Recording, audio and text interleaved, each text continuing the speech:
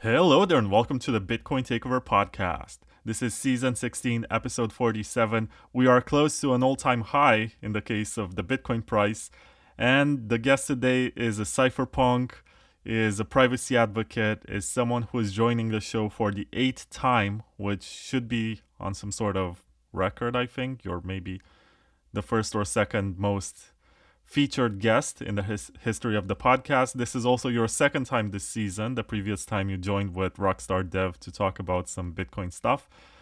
You, sir, are Max Hillebrand, former CEO of Wasabi Wallet, someone who's been involved in Bitcoin privacy for a long time, and someone who today is working on something that's called White Noise, a protocol for messaging on top of Nostr, which is not private, but you're doing something with end-to-end encryption, which I really like, and I think it's an invention that comes at the right time because in Europe we're going to have chat control, and privacy around the world seems to be getting worse at pretty much every level. So it's good to have you, Max, and it's really good to hear that you're doing something cool.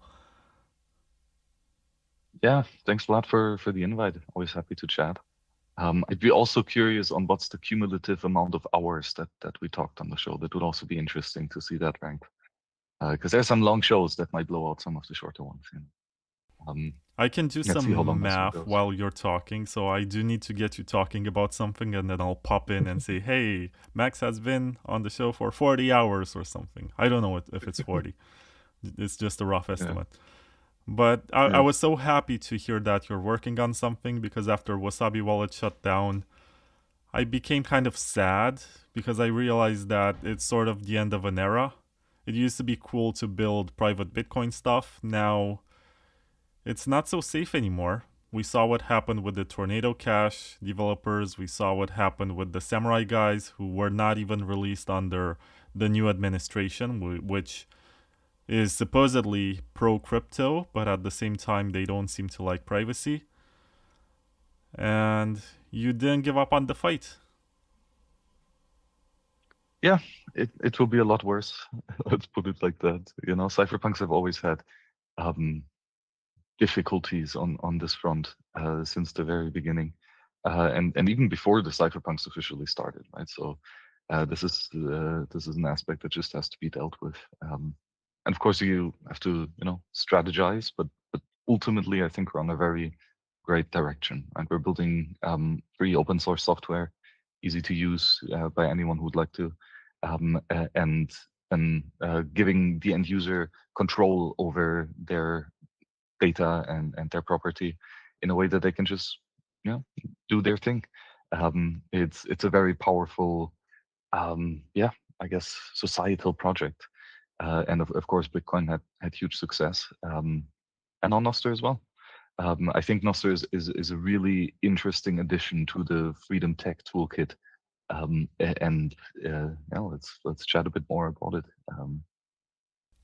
So Nostr stands for nodes and other stuff relayed through relays? Transmitted by relays, okay. Yeah. And it's pretty cool because it was built by a bunch of Bitcoiners. This was in a time when there was heavy censorship on Twitter, and you could get basically banned or deplatformed for expressing political views. And it was Fiat Jaff, it was Ben Ark. Interestingly, Fiat Jaff is a radical, how should I put it? So he is a right-wing libertarian, and Ben Ark is a left-wing anarchist. It's very interesting that the two of them could get together and build this, and they also had help from Melvin Carvalho, and Rockstar Dev, I think, was also there. And coincidentally, I was one of the first 20, 30 users or something on something that was called Brunle, Brnle. It was the first browser implementation that was built by fiatjaf. I ran that for like 30 minutes. I played with it. I followed some people and then I forgot about it and lost my npub and nsec. I was thinking that it's getting stored in my browser passwords. It did not. And then I came back like 2 years later with a new account, which I still have. It's a pretty cool concept for Basically social the media. exact same experience for me. It's supposed but to... that's the cool thing, right? You can just create throwaway accounts. It's totally fine. If you lose some NSECs, who cares? This isn't money. This is just data. It's not as critical as Bitcoin stuff, which is quite refreshing, actually. Oh yeah, of course. But at the same time, you have to admit that you get followers, and if you create a new account, it's gonna be difficult to get to the same audience that you built.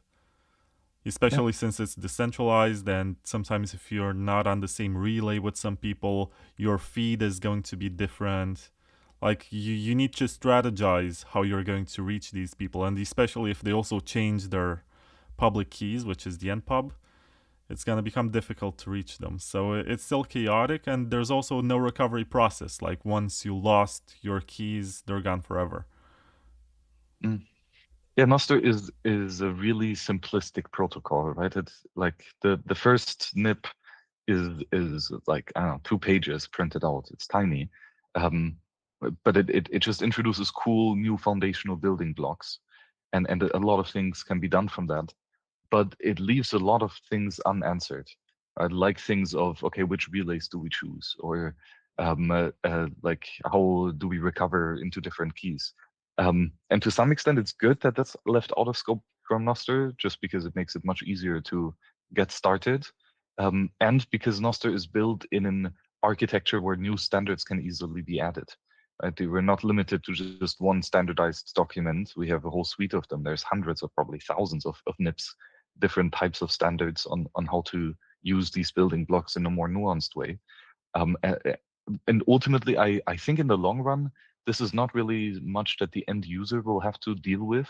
This is more likely that applications are handling a lot of this out of the box by default, and maybe asking users for certain nuances in his preferences to make sure that the software does a good job. So ultimately, this is for developers more tricky. Like, it's very easy to get going with a new Nostr project. Like, it's great to have a hacky proof of concept over a hackathon or just a weekend. But then to really have something that's production ready, stable, works at scale, works reliably on different devices and different settings, etc. There's a lot more edge cases that need to be handled than the bare bone protocol would let you believe it initially. So that's a strength and a potential downside for Nostr. We just have to deal with it, and I think devs are dealing with it really nicely. Like, the progress of most Nostr apps has been insane in the last couple of years.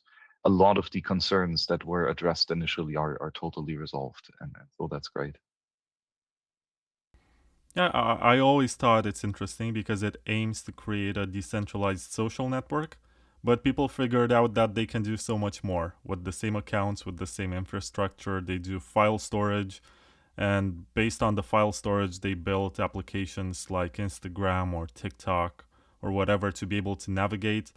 And they also use it for live streaming. They use it for a lot of interesting use cases, to be honest. And I do have to ask this because this is a Bitcoin podcast and maybe it doesn't seem very intuitive to some people listening. Like, how does this relate to Bitcoin? I guess it's related in the spirit of Bitcoin, first and foremost. And that's in part because it was created by Bitcoiners, right? The people you said were there at the beginning are basically all Bitcoiners.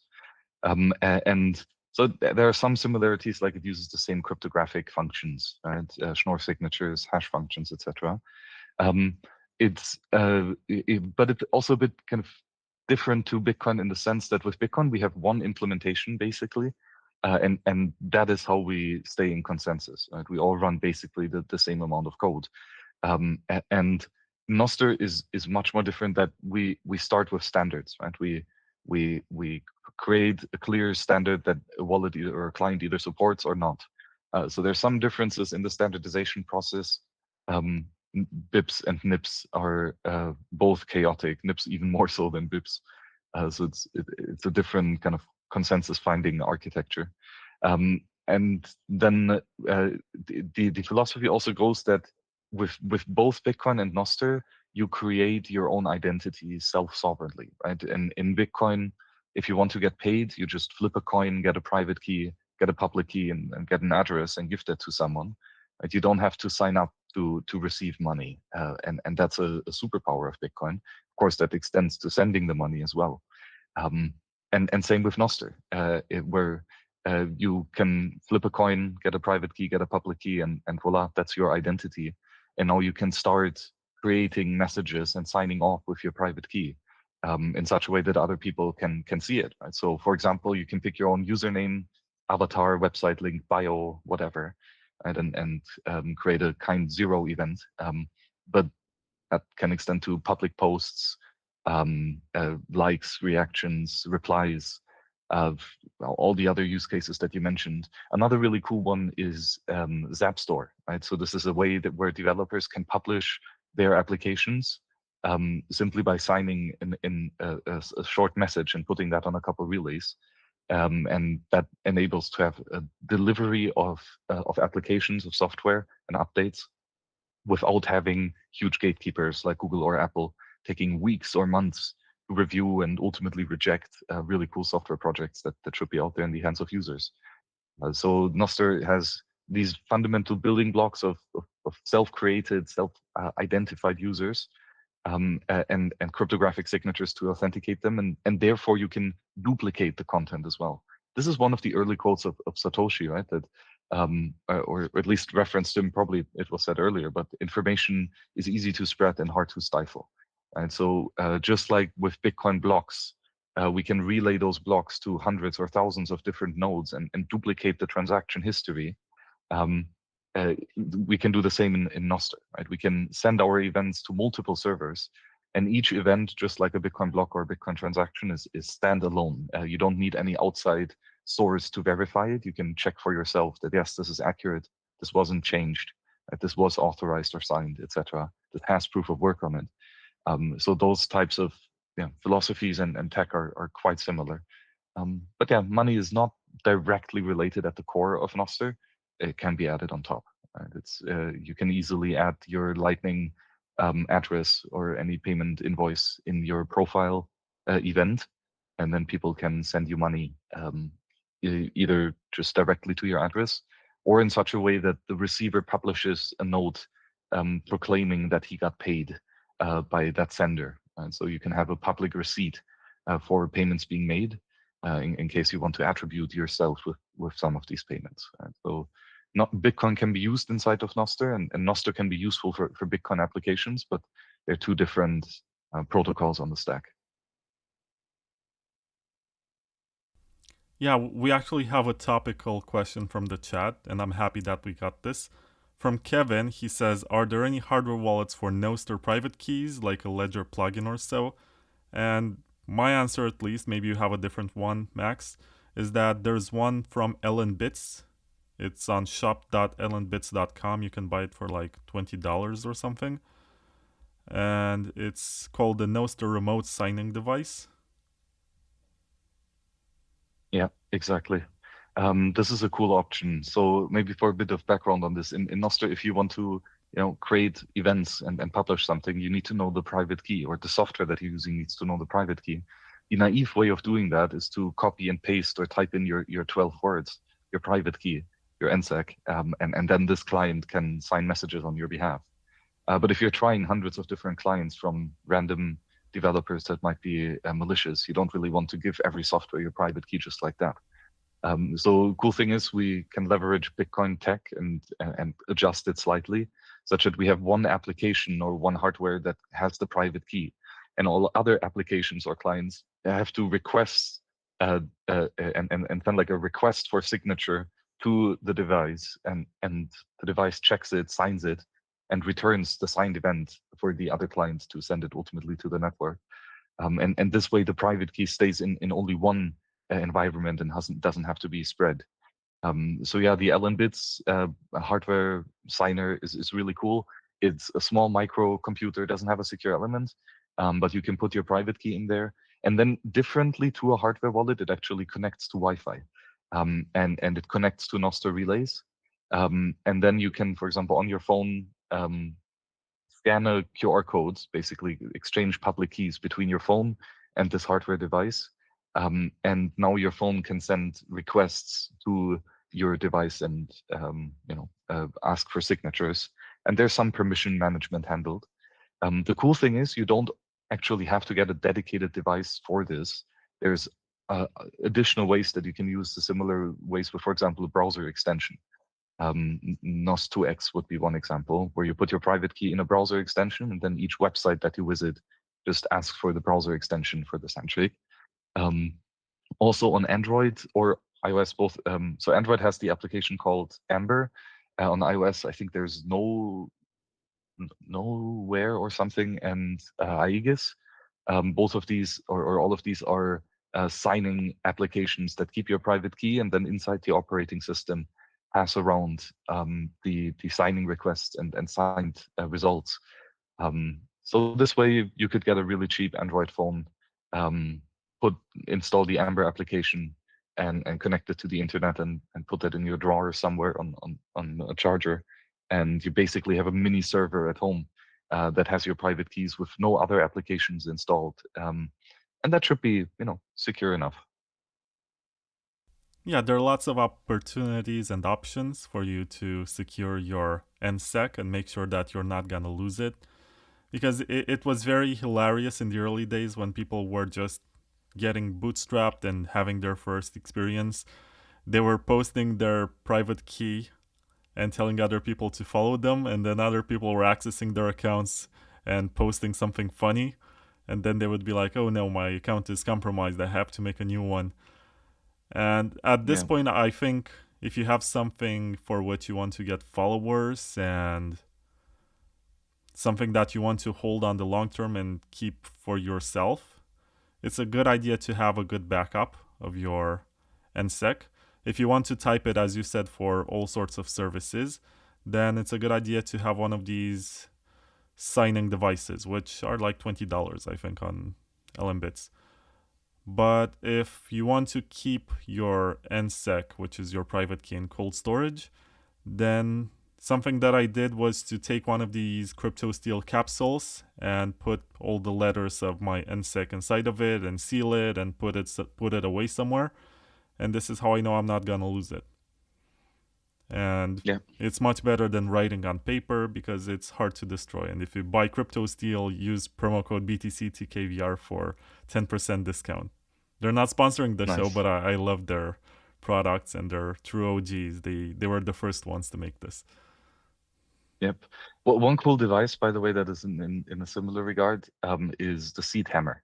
It's a steel engraver, 3D printable, do-it-yourself, open source hardware, with a small PCB board where you can, with NFC, transfer some data that you want to engrave, and it gets engraved in steel, to be basically indestructible. The cool thing is this is a robot doing the repetitive task of writing down and engraving this.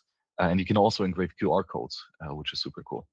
So yeah, steel backups are awesome, and both Bitcoin and Nostr have them. That's another cool similarity. Yeah, you gotta back up your NSEC or else you're gonna lose your account. That's how Nostr works, and I don't think it will ever be different unless we get to custodians or something, but that's just handing someone else access to your account just in case you need to recover it, which is not secure. One cool thing you can do is that you already have a Bitcoin private key somewhere backed up. You can simply derive a sub key, different types of standards, and then use that for your Nostr thing, right? So you, as long as you have access to your Bitcoin private keys, you would have access to your Nostr keys as well. Well, yeah, but doesn't that just... So you're gonna be pasting your private key into some sort of encryption software, right? That's a bit risky, right? Well, no, if someone would find your Nostr private key, they could not get to the Bitcoin private keys. I mean, kind of actually depends how you do it. There's many different standards that you can use for this, like HD wallets, XOR, BIP85, etc. A lot of different trade-offs that you can design this. That's the cool thing with this tech is there's so many different ways that you could apply them. It really is a huge box of tools, and you can build whatever you want with it. You just have to make sure that what you're building does actually what you think it does. That's the difficult part. But once that review is done, we can build some really cool, robust solutions with this. Just takes time. And the thing is that Nostr is such a diverse ecosystem, and same with Bitcoin, that we have really cool ideas that are very much not equally distributed. Some applications are super advanced in one specific topic and solve a problem perfectly. And others simply have ignored that problem and don't have a solution at all. Right. So oftentimes people complain about how Nostr is not good enough at doing a certain thing. Actually, they're complaining about that specific Nostr client that just sucks in that particular area. But the cool thing is you can try another Nostr client who specializes in solving this specific use case, and then you're done. Like one great example is searching for usernames. And I don't know, you type in Jack or some other famous account, and you will see 1,000 Jack usernames pop up with all the same profile picture and bio. And so you're not sure which one to pick. That's a huge problem with many Nostr clients. Go to npub.world. That's a search engine with a proper Web of Trust algorithm, and type in whatever famous account you want, and there's only one result, right? And it will be the correct one, at least in most cases, because it's a quite sophisticated algorithm, not that which really helps with this particular problem. Right now, we have a great solution to this, but other Nostr clients would have to implement this. Would also be good if Nostr relays implement this, but because this is such a diverse and multiplayer ecosystem, it's hard to have a consistent experience with things like this. So you need to know a bit what different clients are good for. But that's just the same as with the internet. Don't expect that one website does everything perfectly. You go to different websites for different things, and I think it will be the same with Nostr. I did not realize this because I don't spend too much time on Nostr, to my real shame, but I went to npub.world and I typed my name, and there were just 5 or 6 people named Vlad, and I basically recognized my profile from the profile picture. And I have 2,616 followers, which is insane. And I'm followed by Edward Snowden, which I had no idea. Man, this is so cool. There you And go. Marty Malmy, look. Yeah. And the cool thing is that like this following number of 2,000 whatever people is really high quality followers, right? There is no kind of sock puppet or ephemeral account here. If you would look up your pub key in, I don't know, nostr.band, for example, you could probably find 10,000 followers there, right? But most of them are just kind of fake accounts that don't really have high reputation. No, some might not be. Some might just be really casual users that haven't built enough reputation yet. Um, so again, right, very different ways to calculate something that seems as simple as how many people are following you. If you zoom in, that's actually really not not an easy question to answer at all. Stuff like this gets really hard if you look at it. So we just have different solutions, and you kind of embrace the chaos. Yeah, I do have to ask you about White Noise, which is your application for private messaging on top of Nostr. But before that, let me present a couple of ads. It's been 20 something minutes. First of all, which one should I pick? Let's pick the one that's gonna surprise you the most, Max. Bitcoin.com news. Really good news. I don't As a think they listener covered to the show, Nostr. that's not really a surprise. Oh yeah, you are already here this season. But now they're orange. Like you can actually see, you go to news.bitcoin.com, you see that the Bitcoin logo is not green anymore, it's orange. And they have some pretty good coverage of news from parts of the world about which you don't usually hear. And they also cover gold and silver and other markets which are remotely connected to Bitcoin. And it can be useful for you to understand market trends or see what's happening in the world. It's pretty good. So check it out, news.bitcoin.com. And there's also nones.com, which is a peer-to-peer marketplace created by Ray Youssef, who is known for Paxful. And Ray likes this idea of onboarding the global south. Like if you've ever watched WWE and you watched all of these super macho characters, very muscular, and they talk like this all the time and they're fighting the forces of evil next week on pay-per-view, then you're gonna love Ray. And his mission to get people from Africa, from the Middle East, from South America to onboard the Bitcoin economy. And if you choose to trade there under P2P exchange, you're gonna be dealing with most likely people from Nigeria or some Middle Eastern country. But if you choose their spot exchange, the liquidity is gonna go to these people too. So check it out. It's nones, which is NOONES.com. And now, Max, tell me about white noise. What is that? Yeah, so so far, most of what we talked about with Nostr was about publicly facing events, right? Where anyone can download the node and see what was written on it. And that's super powerful for a bunch of use cases that are great that we can satisfy them now. But there is another huge sector of useful tools that require more privacy, right? Where the outside observers, like some random person on the internet, cannot just read the messages that are being sent between users. And Ben Ark made the first attempt very early on in Nostr to encrypt some messages in the events. And he kind of fucked up. It was like a very simplistic way of doing it. And there were some theoretical attacks that you could actually leak private key material. And so some kind of cryptographic, don't roll your own crypto is the summary of that. And also it was revealing metadata of who is sending this encrypted message and who is receiving this encrypted message.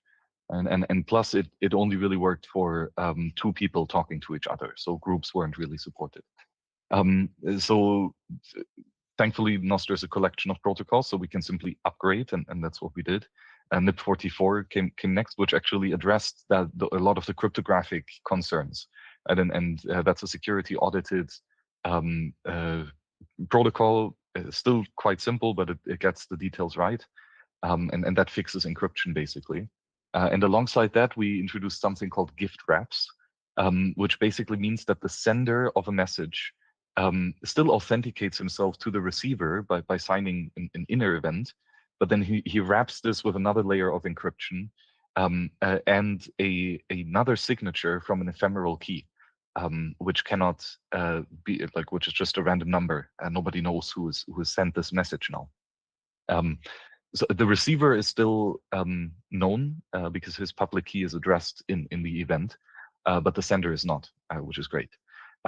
Still, no group supported, right? So if you would want to talk to multiple groups, you need to create 5 different events, one for each receiver of the message. And that, of course, takes some computation time, which is still rather affordable, but yeah, it gets difficult if we get into hundreds or more of people. And another really interesting downside is that you could lie selectively to to one person in a group. Right? So let's say we have a group of 5 people. I send, let's go to the steakhouse to 4 of them. And I tell the other guy, hey, we're meeting at the vegetarian restaurant. And then, we have a party without the guy. So this is one of the issues with the current approaches. And another design trade-off currently is that these messages are all decryptable if you have the NSEC, right? The main user identity. Whoever has this can decrypt all of these messages. So we're reusing our keys, which is a big no-no in Bitcoin. The address reuse isn't great. It's also not so great for private sensitive information because key materials can leak, especially in a setting of Nostr where they are exposed to users. They write it on a piece of paper. The cleaning lady can pick it up, right? Or some hacker gets access to their computer somehow. So it would be better if we have a system where if the NSEC, the private key leaks, all the messages in the past or future cannot really be decrypted. Right? So this would be an extra level of security, which for some application we really want. For other applications, it's actually great that you can recover your messages if you have only one static private key. Right? So these are not mutually exclusive. They're just another set of tools and we can apply it in different types of designs. So yeah, ultimately the quest was to have a really strong encryption scheme for Nostr for sensitive private messaging.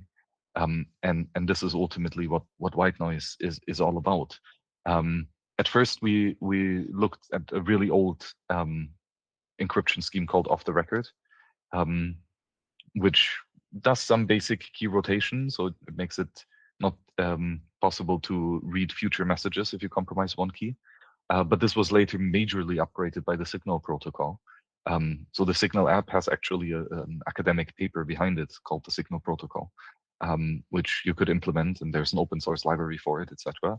A really great stuff. I can highly speak good of it because we already used it in Wabi-Sabi, by the way. The Wasabi 2.0 protocol used cryptography that was first announced in the Signal protocol paper. And then we looked into, could we get this into Nostr?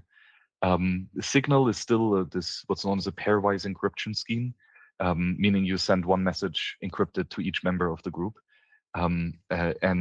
It's kind of a hack on top of a hack to some extent, or rather like a standard that has evolved for a long time. And things like multi-device support, right, that people have a phone and a laptop, is not really natively supported by the system, so it kind of had to be hacked on top, etc. So there are some downsides to this, and in the meantime, the next evolution of encrypted messaging was initiated with the IETF, like the Internet Engineering Task Force Agency, a standard-making body of engineers and graybeard wizards who very, very slowly come up with really good standards like TLS and SSH, etc. They have now specified what's known as the Messaging Layer Security Protocol, MLS. And this is a way that a group of people can come up with a shared secret, right? That 100 people together each know the same private key that they can use to decrypt a message, which means we no longer have to encrypt messages to individual people. We just have encrypt messages to the one key of the group, and everyone can decrypt it. And on top of that, if we want to kick out people, there's a smart algorithm to do this efficiently in such a way that we can scale the group to the millions or even more of participants. And on top of that, we get multi-device support out of the box, plus the key rotation, etc. This double-ratchet encryption is done, securely with not just security audits but mathematical proofs of integrity, which is quite nice. Yeah, so far to MLS. I mean, I've been rambling for a while, so I guess Vlad, do you have any questions so far about all of this? No, I think that's super cool, but it's also a bit ironic, right? Because Nostr is not private. There is nothing about the activity on Nostr, not even your DMs are 100% private. If someone has your NPOB, I think they can see to whom you're sending DMs, right? Exactly. You don't even need to know private key material in order to see who is messaging whom, when, and how often. Right? Crazy scary, actually. I mean, it's all right for some use cases. It's deadly for other use cases, right? Yeah, it's so really funny because you can take anyone's profile, which you open, and then you copy their NPOB, and then you paste that. No, you don't paste anything. You just check the messages and you see who they have messaged. Yeah. Yeah, this is something, by the way, that relays can also enforce a little bit. Like you could upload your direct messages to a relay that promises to have a policy that it only someone who proves that he knows the private key that can decrypt this message is allowed to download the event. Right? These are known as inbox relays. Right? Again, one of the new standards where Relator addressed one of these big issues in a kind of trust-based way, right? If the relay operator is to be trusted, if he doesn't get hacked, etc., then you could be sure that your private messages will not be able to be downloaded by someone who doesn't know your private key. So that's a benefit. Of course, not that many people use it, but those that do, they get some all right security assumptions. I guess equally to what we see in the legacy world right now, right? Like Twitter the Twitter admin could easily tell everyone not just whom you're messaging when, but also what the content of these messages is. right? So the content is encrypted in any case, and with trusted relays, this metadata as well. Of course, it would be even better if we have a cryptographically secure way of having private conversations with zero metadata leakage, where we don't have to trust the server administrator or any other third party to keep this secret. Right? And so that's ultimately, I think, what's missing in the toolkit of Nostr privacy tech. And I think we have a beautiful solution for it. So this MLS protocol basically defines, as I said, just how to get this key the private key that we share among users to decrypt our messages, how to rotate this key frequently, right, such that if one key leaks, only a part of the messages get decrypted by the adversary, but he cannot read all future messages. And we could rotate with every message, by the way.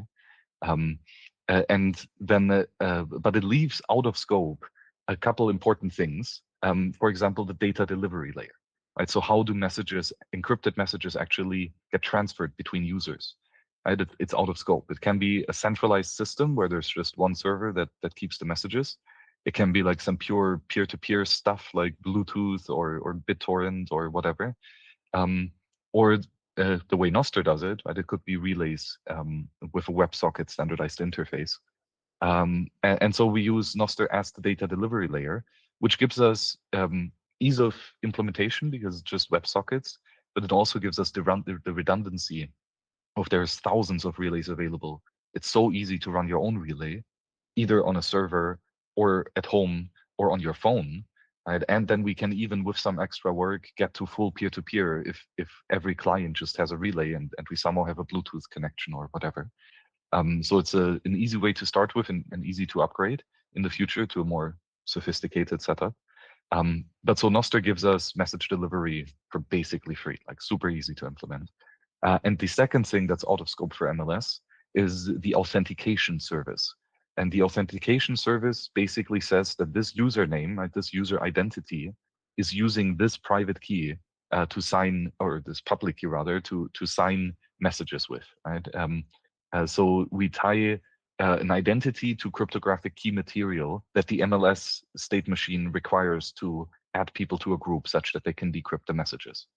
And there's one really interesting caveat here, and that's mentioned in the MLS paper, that the authentication service is a trusted entity, right? And mainly this is designed that, for example, Google is your authentication service, right? So your Google account is your identity, and the Google corporation somehow signs off of a public key that you use for your actual messages.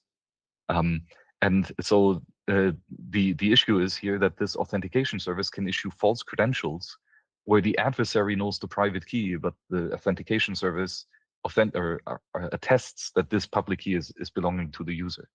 And in such a way, an adversary could gain access to a group and read all of the messages and so on. So Nostr fixes this as well by a really genius way of simply saying that every end user is his own authentication service. Right? The authentication service is the NSEC, the private key of the user, and he attests in a Nostr event that this is the new public key that I'm using for my group messages. Please add this key to the groups. So we kind of create this sub key category. So your NSEC is your master key, and that uses the Schnorr encryption scheme, like elliptic curve digital signatures. Right? But then we create a new set of keys for every client or every device that you are running this encrypted messaging on. And you sign off the key. So basically create this key package event, which has its unique kind number, says, versioning, etc. And with that, you attest for yourself that, hey, I exist and I can receive encrypted messaging to this set of keys. And the cool thing is that you can rotate these keys frequently. And these are just ephemeral keys. As long as you remember them somehow, you can create as many as you want. And you can also delete them after a while, right? And if you've not made any backups, then nobody can actually decrypt these welcome events because that private key was destroyed. With some trust assumptions, of course, but still interesting tool in the toolkit. And so with this, we can now start to create groups. Vlad created his key package, I created my key package, and now I can initiate a new group that does some MLS magic in the background, and we do some Nostr magic on top. But then ultimately I can send an invite to Vlad's key package private key, saying that, hey, I've created this new group, you can join it if you want. And Vlad can accept this request to join a group. And now he's part of this group, meaning two people together now have found out the same private key that they can use to encrypt and decrypt messages with. So with this, we can start writing, and we can create message or application events, basically application messages. I think they're called in the protocol, which are Nostr events that have a Nostr event inside as a payload. So, for example, this could be, I think it's kind7 for chat message, right? It could also be a reaction or a reply or a blog post or a zap, whatever Nostr event you want to send to the group.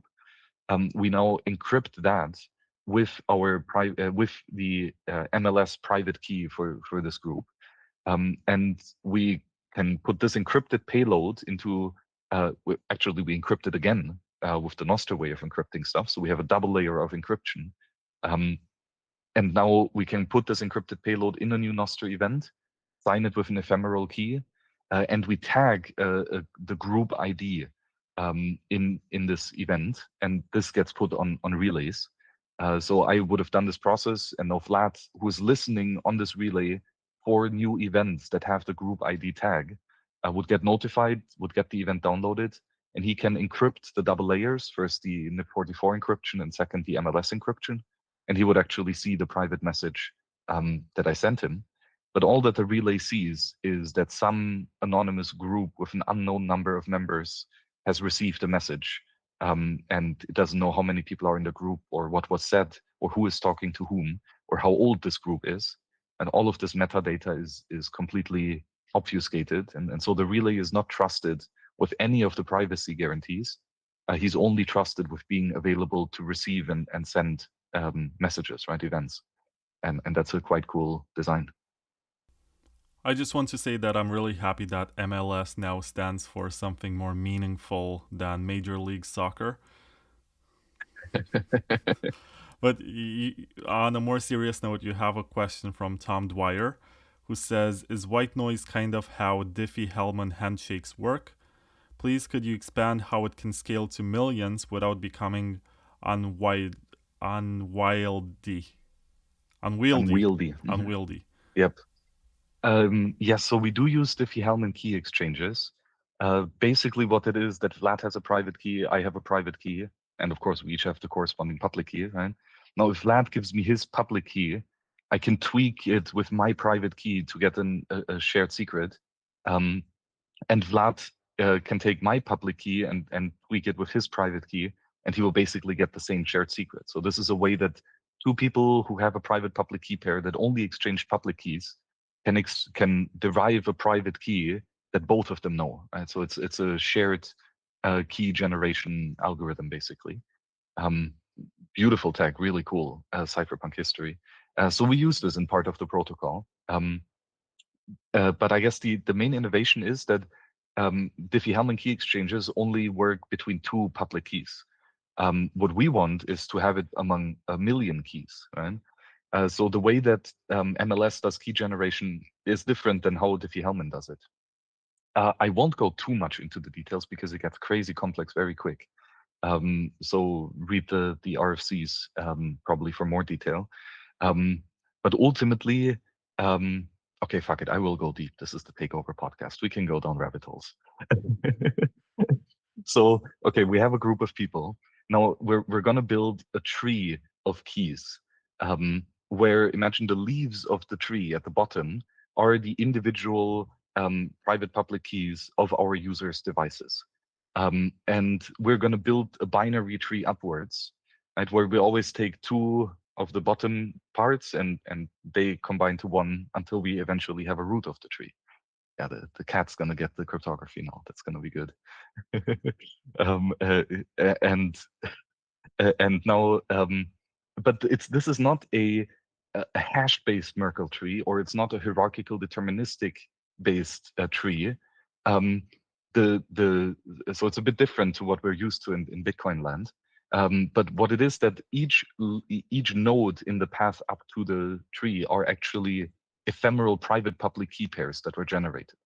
And so the group state is, among other things, this binary tree of a bunch of private public key keys. But it's such that any one member of the group only knows the private key of the nodes that are in the tree higher up. Everyone knows all the public keys of all the nodes, but you only know the private key of the path upwards. Okay, why is this important? Maybe I should have started with the why first. If we have this shared secret that we encrypt to, and a million people are in the group, well, the benefit is we only have to encrypt the message once and everyone can decrypt it, right? So that's already great for scalability. But the issue is, what if we want to kick out one person out of our 1 million sized group? Then we need to send a new private key to all the 999,000 other people. And that can be computationally expensive. So we want to scale that. And the way that we do it is that instead of one person who kicks out the other person, right, he creates a new private key that we're now going to all use for our messaging. But instead of having to send this private key to everyone, what he does is he sends the private key to the public, encrypted to the public keys of those nodes in the tree that the adversary that is being kicked out does not know anymore. And okay, that's probably where the details will stop. But ultimately, what this means in computer science speak is that we get O log n scaling, meaning if we want to kick out one person out of like a group with the size of 1 million, I don't know the exact number, but it's probably something like we only need to encrypt 13 messages. Right? So we reduce it from 1 million down to something as tiny as 13. And that means it's much more efficient to kick people out of the group. That is the main scalability benefit that MLS has achieved, that it's very efficient to add or remove people, even if the group is very large. And with some tweaks to the protocol, even with a super large group of millions of people, to join a group takes only a couple milliseconds of computation. So it's a really nicely scalable, efficient protocol. And that's why we use it. So it is a bit related to Diffie-Hellman key exchanges, but because of this binary tree structure of private public key pairs, that's where we get the scalability, together with the fact that we're using one shared secret to encrypt the message to. Okay, the way in which you teased it was gonna be super long, but I hope Tom Dwyer got his answer, and you also gave some interesting details about how this technically works. And I apologize in advance for those of you who don't know how Nostr works. Honestly, I'm also learning a lot right now. But it does sound like you're doing something which is useful and significant in a place where basically privacy was an afterthought for Nostr. And I checked out the website of White Noise, and I did see that right now you have two. Basically, it's one application that's available on test flight for iOS and also Android for 2 different app stores. Yeah, exactly. Maybe a bit to the history, right? So we've started, I don't know, a year or and a half ago probably, with finally tackling this problem properly, looking into off-the-record signal, and eventually finding MLS. And then brainstorming of how can we make a bridge, a wrapper between MLS and Nostr. And so we came up with a decent solution, and we started hacking on it and found a bunch of ways to improve it, until eventually we wrote a chat app that kind of looks like Signal or Telegram, but that implements all of this magic under the hood, right? So first we designed the protocol, and then we said, okay, let's create a flagship application where we can test if this actually works for real, right? And where people can play around with it. And so we released White Noise like middle of July or something, 2025. And so it's quite recent that this is actually shipped. And of course, the first versions were buggy as hell and didn't work at all. But by now, I think version 1.0.4 we have quite a nice, stable interface where messages actually get delivered. Group creation is still kind of a mess, but one-on-ones are working quite nicely now. Um, so, but the important part of this is that we want to stick to the philosophy of Nostr, meaning that it's a protocol that's open, where it's easy to implement it, where it's easy to write your own tool chain with it, or use an existing library, and then to create an application that is in consensus with the others, such that we get this benefit of the network effect. And that goes for new application, right? People who just want to write a new Nostr app from scratch, but especially this is for existing applications who want to upgrade to a more secure messaging scheme. And so we're very much chatting with basically, oh, not every, but with a lot of the builders in the space, Primal, Damus, Amethyst, Coracle, Iris, a lot of the cool projects are really wanting to have such a toolkit available to build more secure messaging into their existing clients. And then the awesome thing is that we would have a interoperable standard where Primal users can write Amethyst users and have a group together with Iris users, and I don't know, talk about marketplace event at a really sophisticated interoperable private communication standard. And so in order to do this, and actually, Vlad, this is like a major announcement, basically being announced for the first time live on this pod. I love it. We're announcing a new protocol that describes exactly this middleware between Nostr and MLS, right? And so it's called Marmot, Marmot, the Marmot protocol. You know what a marmot is? Yeah, I know what kind of animal that is. I think there's another word for it. Head. What's it called? Probably some Latin word. I'm not sure. No, Yeah, but it's something they're really hound. cute animals. Groundhog, I think. Is that a groundhog, really? Oh, you see, then I'm even learning some new stuff. Groundhog versus marmot. Let's see if I'm curious now. there are any actual differences. So a groundhog is a type of marmot. Marmot is like There you the go. family of animals, but yeah. Oh, that's great. Great. Nice. So that's another connection. Yeah, so it's a new protocol. It tries to be quite similar to the philosophy of Nostr, or specifically Cashew and its specification, the nuts. They're really easy to understand, really, concisely written, and do one thing really well. And so we published 5 new MIPS, Marmot implementation possibilities, which go from the first things like key package creation to group instantiation and all the metadata that you need to a group, like the name of a group, the group avatar, which is encrypted, of course, the group description, and so on, and members, of course, and then how to add members to a group, and how to send messages in this group, and then how to rotate private keys in the group, or how to add or remove members afterwards. And finally, also how to send encrypted media inside the group, such that we have the forward and post compromise secrecy. But on top of that, we use Blossom for a distributed media upload, right? So you should be able to send even larger files, encrypted and private among a group in some cool ways. Yeah, that's the Marmot protocol, fresh out of the oven.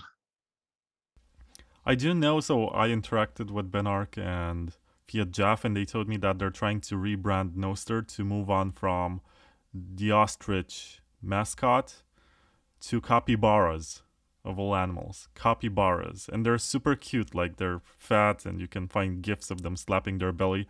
And now I see that you're using a marmot. Is this part of the trend or something to use these tiny rodents? Well, let's see. Maybe there's a grand conspiracy.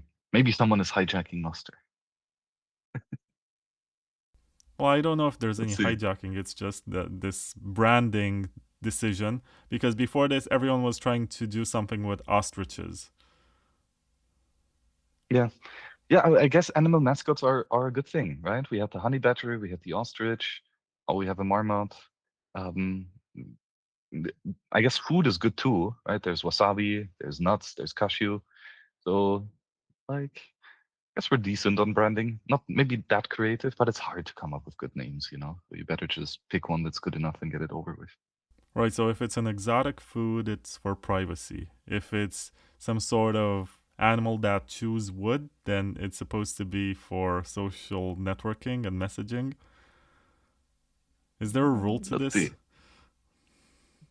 Maybe it shall all be revealed later on. All the pieces come together. The mystery.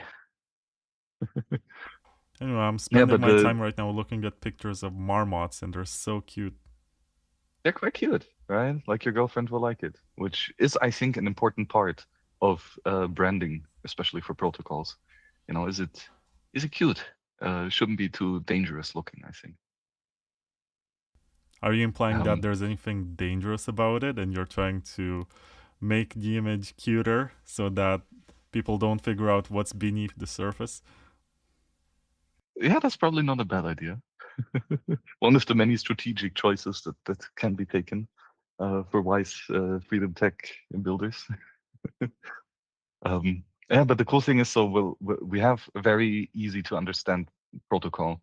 It doesn't have test vectors yet, and it's currently in review. So please go through it. Like you can read it as a layman, and you'll probably get it. Um, but if you know a thing or two about specification work, and you want to help us make sure that this is solid, we took a lot of inspiration of BIPs and like Taproot versioning, or like the nuts and nips and all of the other spec work that was done, Lightning as well. Um, let's see. It's not as, yeah, like we'll get to hopefully some stable version of this in a couple weeks or months. But in the meantime, we have kind of decoupled all of the back end logic that we did to implement what is basically the Marmot protocol, and we put that into MDK, the Marmot Development Kit. So you can see that at mdk.build is, I think, the website that should redirect to GitHub. mdk.build. And yeah, you then hopefully soon, I think we already do have language bindings from Rust to Flutter and Dart. But there should be TypeScript and, you know, probably all the other languages that you would like. We can do language bindings for that. We're also working on another implementation in TypeScript natively. Still, you know, early work. So there's basically, I guess, three libraries that we're currently using, right? There's the Rust Nostr library that just handles all of the regular Nostr stuff. Then there is the Open MLS library, which is the library that handles all the crazy cryptography of MLS. It's not easy to re-implement this from scratch, so you probably don't want to do that and just use an existing implementation, even though there are multiple to choose from. I think there's two in Rust, one in C, one in C++, and one was started in TypeScript as well. So thankfully, we don't have to actively work on the TypeScript MLS library because that's hard. But we'll definitely contribute to it. Um, and then the Marmot library, so to say, is the glue between the Nostr library and the MLS library. Um, and so this part we will be maintaining in other languages as well. So to have whatever Nostr TypeScript library together with the MLS TypeScript library, and then the Marmot TypeScript implementation for a library that brings these two things together. So hopefully it will be easy for new or existing developers to add encrypted Nostr communication in their app, and then just see what they can build with it, because it's super flexible. Like all we provide you is an encrypted envelope, and what you put inside the envelope is totally up to you. And it should work out of the box with basically any Nostr kind number. So whatever you want to have, you can basically build it with this in a private, secure, scalable way. Yeah, I just put on the screen the GitHub that presents the Marmot protocol. It's in the GitHub repository of Paris HQ. And Paris appears to be some sort of organization that's also working on building Marmot. White Noise, not Marmot. And there's this guy, Jeff G, who seems to be the main developer. Anyway, You have a description here that says the Marmot protocol is a messaging protocol that specifies how to do efficient end-to-end encrypted group messaging using Nostr's decentralized identity and relay network combined with the MLS protocol.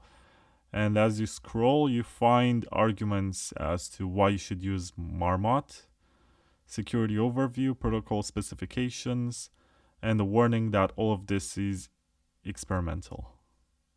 And some mentions about proposals to improve this, projects using Marmot and its white noise and white noise flutter, and how to contribute. Pretty cool, I gotta be honest.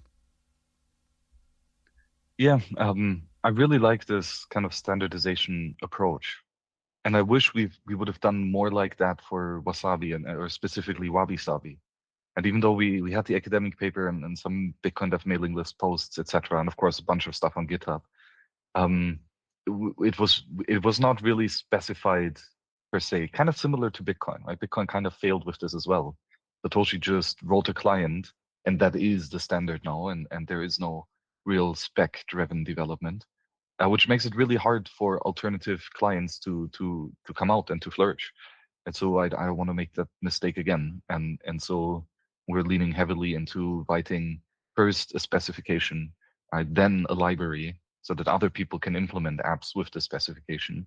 And then finally, we build an app that uses the library and the specification, mainly such that we can improve those two things, right? We're kind of dog fooding it and testing this dev tooling ourselves to make sure that it works and it's easy and well architectured, etc.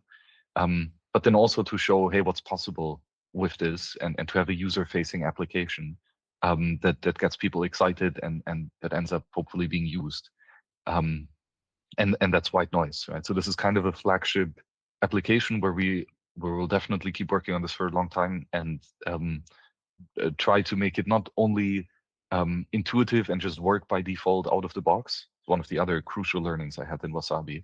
If it's not the default, it doesn't matter, right? We need to be hardcore private by default. And that's really hard to build. So we want to make sure that that's possible. But then also to make it really like pretty. We have an amazing UX designer who's working on some really, really sleek, awesome designs. That's not boring. That's actually a bit of a new take on how messengers could look.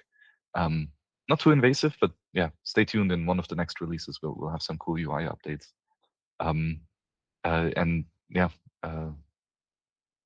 it's a fun project. Yeah, I can tell you're really enjoying this. So I really want to ask you about the user experience of dealing with this, but before that, let me plug some more ads. And I think the ads can be also presented as questions to you, like what do you think about the particular topic? Because, for example, Layer 2 Labs is building the drive chains, and they're very ready for a more serious proposal, not just a theoretical BIP, but also an actual implementation. You can download the software from layer2labs.com/download. They have sidechains for Ethereum, for Zcash, for Namecoin, and also something for a prediction market and a big block sidechain, which is prunable. So basically, you have the scalability without having to store all the data. And once again, it's optional. So today's node runners don't have the burden to store any of that. It can be stored voluntarily if you choose to be part of that. And it does require the BIP 300 soft fork, and that leads to some conditions in which miners will be able to create these sidechains. I was curious if you took a look at drive chains and what's your opinion? That's the sad thing if you keep the same sponsor for too long is that we keep talking about it on multiple of the shows, right? So you've Well, yeah, but for people this interested, changes, there's already exactly it changes, but there's now a history to it, which is nice, right? So people can go back to earlier episodes. But no, I like the idea of side chains in general. I appreciate that a two-way pack is a really fucking hard problem. And drive chains is a very early solution in like a quite interesting design space. I wouldn't call it like cryptographically secure, like zero knowledge proofs or cryptography. It's more like cryptodynamically secure, a little bit like Bitcoin, right? So where you have to make some assumptions, like the majority of miners are honest, in order to have actual security, and that's not as great as a pure cryptographic solution to the problem. So I think I'm quite bullish on actual zero knowledge proofs and how they could be used for sidechain pegouts. And specifically for this, I'm really bullish on the great script restoration, and that recently had a BIP published as well, that goes into how to actually re-enable a bunch of opcodes. That could get us a lot of the kind of second layer flexibility that we would need. And I bring this up because I'm actually not sure if drive chains would be possible with a great script restoration BIP. They are, but with some limitations, meaning that you can have the miners create the sidechains, but with BIP 300 you have some protections, meaning that every 13,000 blocks you can exit. So there's this unilateral or bilateral contract with unilateral exit.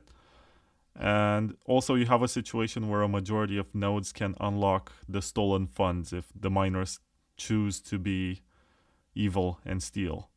But this is not applicable in the case of covenants or upcat or something which enables this to happen. So you can make it happen, but you're not going to have protection for the users to the same degree. Interesting. Which is even more optimistic than what we have with BIP 300. And if we do get the great script restoration, and we're going to get, I think CTV is bundled, something like upcat is bundled, a lot of cool stuff can be built. And I do like the idea that the free market is going to basically choose which one of these solutions is the best one. And the users will basically put their money wherever they think they find the best features with the least amount of security trade-offs. Yeah. Yeah, like my view here really is kind of that of the toolbox, which I mentioned way too often now in this conversation. But it's nice to have more stuff available. And of course, there's a big trade-off of can a lot of harm be done with this? And that gets quite technically specific, right? I guess with Bitcoin, it's mainly about block verification time. Like, can you craft a valid Bitcoin block that takes 30 minutes to validate? And if yes, then you've broken the network, right? Because you just keep producing blocks that take longer than 10 minutes to verify.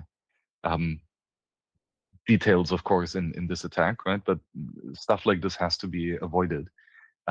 That's in part why I like great script restoration, because it builds on top of this and really solves it. I think seriously. I don't know about the details of it if it's actually a finally good approach, but it seems good to me. And then we have more things to try, right? And people can put their money in it or not, and maybe they lose some and maybe not, but that's already kind of the case, right? People put money into addresses, and yeah, those addresses can be unspendable. That's already now the case. That has always been the case, right? So we just push that responsibility to the end user. Yeah, I do like the idea of enabling some of these opcodes, and we can see that, for example, Liquid and Bitcoin Cash and also BSV, they enabled them. And if there's any concern about their security, you can actually make some money breaking these chains. So good luck. I think, which is very funny, Bitcoin Cash right now is building a ZK rollup. So they want to scale on an L2. And that's very ironic because they started out as this project that said, no, we want to do everything on chain. We don't need layer 2s. Yeah. I mean, like layers makes sense, and especially considering the amount of research and advancement that was made. Like Lightning progress has been stunning. Like it's gotten much more robust now. And zero knowledge rollups and there's a whole collection of classes of ways of doing this. Oftentimes they just reduce to a trusted federation, and but yeah, there's a lot of different ways of doing it. Now, ARC and state chains, etc., are newer approaches that are also very promising. So yeah, I think we're on a really good track in terms of scalability of Bitcoin. There's so many variant solutions that yeah, we can figure that out. Yeah, and there's also, as a sponsor of this show, Citrea, which is going to launch in a month or two. And basically, the premise is that if you like Ethereum and what it's doing, you're going to love Citrea because it brings all the features on a much more robust base layer with fewer trade-offs. If you hate Ethereum, you're sort of going to like Citrea because it has the Bitcoin security, it uses the same money supply, it doesn't have its own token, and it basically unlocks use cases that today you don't have on Bitcoin. I think the end game for them is to get liquidity from wrapped Bitcoin, WBTC, which is custodied by BitGo and wrapped as an ERC20 token on Ethereum. And I think there's like 100,000 Bitcoin on it or more. And if they're able to unlock even 10% of that, it's much larger than Lightning today. And the reality is that people want to do DeFi. They want to use some of these pseudo banking services in a rather decentralized way. And yeah. Yeah, no, like these types of custodians won't really go away, and like transactional service providers, etc., won't really go away, or like second layer operators won't go away, right? These are useful tools that can be used No, but Citrea and is solve a ZK problems. rollup. It's not a Yeah, custodian of any kind. exactly, but it is a second layer operator, right? Like the thing with these second ZK rollups often is that they're centralized to to some extent, right? I'm not exactly sure how this is in detail with Citrea, but there are operating nodes that can be, that if taken down would lead to certain, conditions, extra delays or whatever. Um, but even that is quite heavy research and development, right? The like sidechain papers from 10 years ago were quite more trusted than what we have now. So yeah, I'm really bullish on Citrea and others. Because I do think that we have solved blockchain privacy to a good enough extent with Wabi-Sabi. There's still many improvements that can be done there, but ultimately we have a great solution. Now the question is, how do we get scalable privacy in higher layers as well? Because then you just coin join into your second layer transaction, coin join into a Lightning channel, or splice your Lightning channels, or deposit into a Fedimint or some ZK rollup or whatever. And with this, we have a good combination of tools. By the way, I need to stretch a bit, so I'll turn off my camera, but we'll keep rolling. It's all good, Max. Last but not least, I gotta plug SiteShift, which is this place where you can swap something that you have or something that you're about to receive for something that you really want. The classic example is if someone wants to pay you in stable coins and you don't really want to hold on to that. It's a bull market, not financial advice, but you should not hold on to that. But actual technical advice, stable coins are not really sovereign, which means that the issuer can decide that your address is blacklisted and then you're not able to send to anyone. So to prevent any of these problems, you can swap your stable coins like USDT, USDC, whatever, on SiteShift for Bitcoin. The fees are pretty low, they have pretty good liquidity, and unfortunately, they're not available in the US without some sort of tools that you can use, but I'm not gonna tell you exactly what and how. But it's a really cool tool, and I think it really lives up to the spirit that I think the first service of its kind was called Shapeshift, and SiteShift is sort of the torchbearer for this. They are the largest right now, and they have a lot of pairs, so if you're into meme coins, you can also swap for that, but I don't recommend it.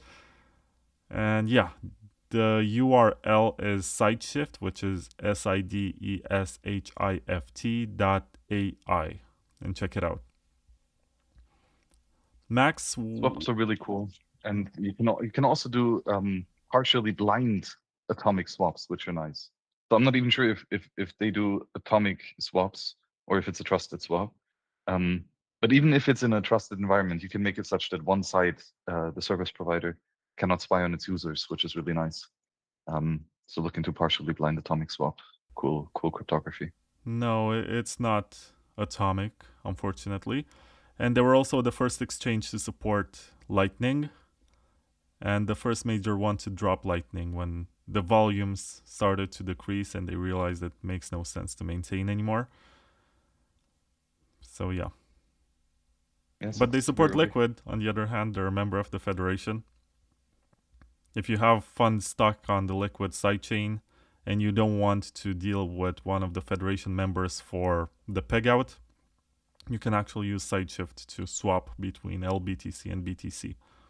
That's another use case.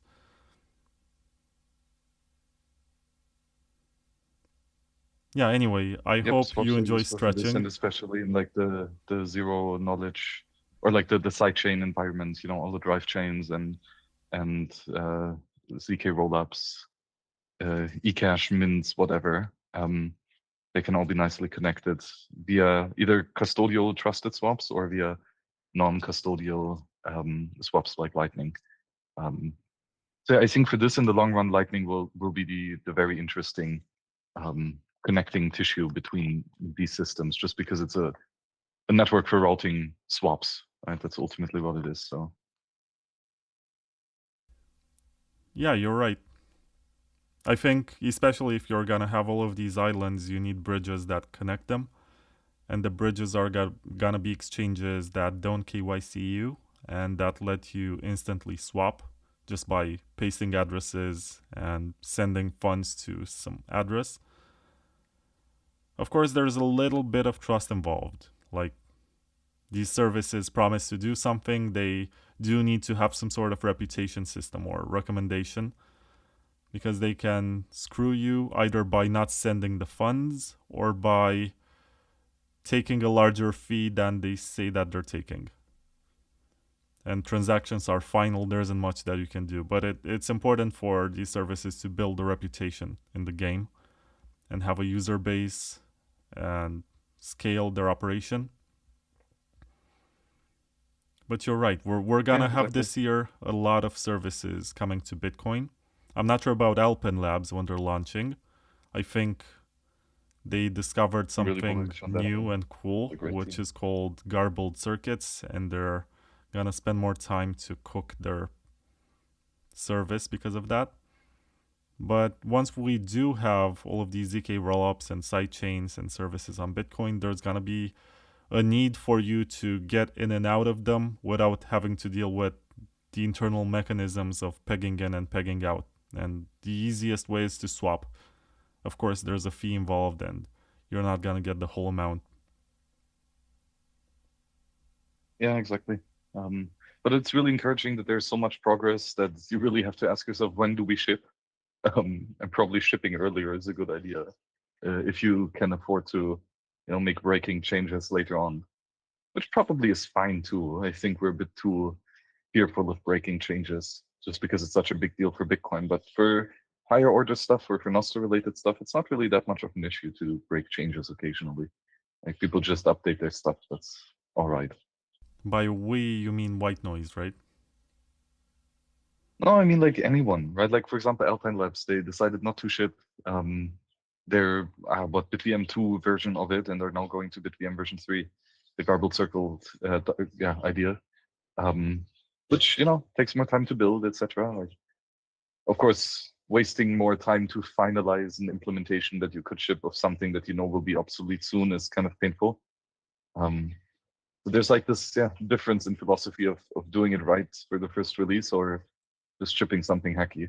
I personally really like the mantra, or at least I think it's funny, of we deliver shippable intermediaries. And so they're shippable, right? They're not great, they're kind of shit. But they're intermediaries, so there will be something better. And at least we delivered something better than nothing. So you can always improve later on. Yeah, I agree with this, especially since this is a layer 2. It doesn't require user consensus or whatever. It's more centralized by design. You can upgrade it and bring updates to it if necessary. But at the same time, I also see that there is a race for users, right? Because I'm not sure how many Exactly. of the Lightning users are going to be switching to Alpine or Citrea. Maybe that the kind of applications that they offer is out of scope for that kind of audience. But I think that they're going to be racing to get users from Solana and from Ethereum. And I do believe that whichever one of them comes out first with a good service is going to build the network effect and become sort of like the Xerox, the one that gets compared, or the one that becomes the reference point for everything else that comes out after that point. And I think 2 years Yeah. ago, after we have discovered how to put zero knowledge proofs on the Bitcoin chain for verification, a lot of these L2 projects emerged. I think at one point there was a website with more than 100 projects that were listed as ZK rollup proposals.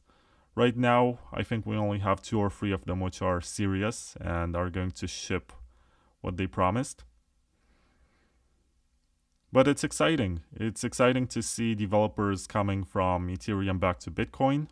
It's exciting to see younger people getting interested in how to do stuff that previously was considered to be impossible. And here I think the best example is BitVM. Robin Linus, this German guy, he realized how to do a virtual machine on Bitcoin. And it was hacky, but it was good enough. And it was good enough for people to figure out how to do stuff and come up with new ideas or try to refine stuff that was built on Ethereum in an even hackier way. And the most important part, and something that I'm trying to do with my podcast, is to get people to accept and embrace innovation. Because if you're stuck in this very conservative mindset where you consider that Bitcoin is final and everything else is a shitcoin and you should not try new stuff, not only that you're missing out, but you're sort of preventing the community as a whole with your voice from embracing something that can be useful for them and can lead to a much more interesting future for Bitcoin. Because I like to think about this a lot. The clock is ticking for the mining revenue, and it's gonna be crucial maybe in 8 years or something for the miners to collect a lot of fees. And so far, I think we failed to create useful use cases on the base layer for Bitcoin.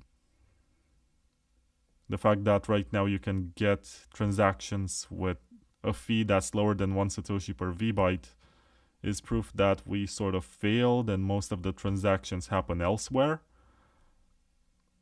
And a lot of Bitcoin transactions happen on other chains too. And I think that's a problem because it's less secure. And it gives people the impression that they're dealing with the same robustness of Bitcoin. So if we can bring that on Bitcoin layers, I think we're going to have this cosmos of various small projects that interact with each other.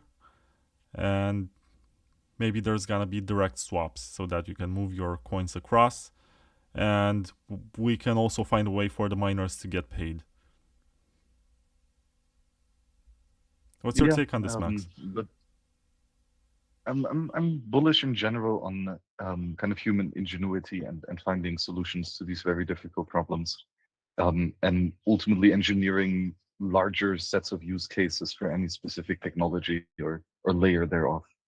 And so I guess one of the questions is also like, what's your ultimate goal that you're going for? Like, what are you maximizing for?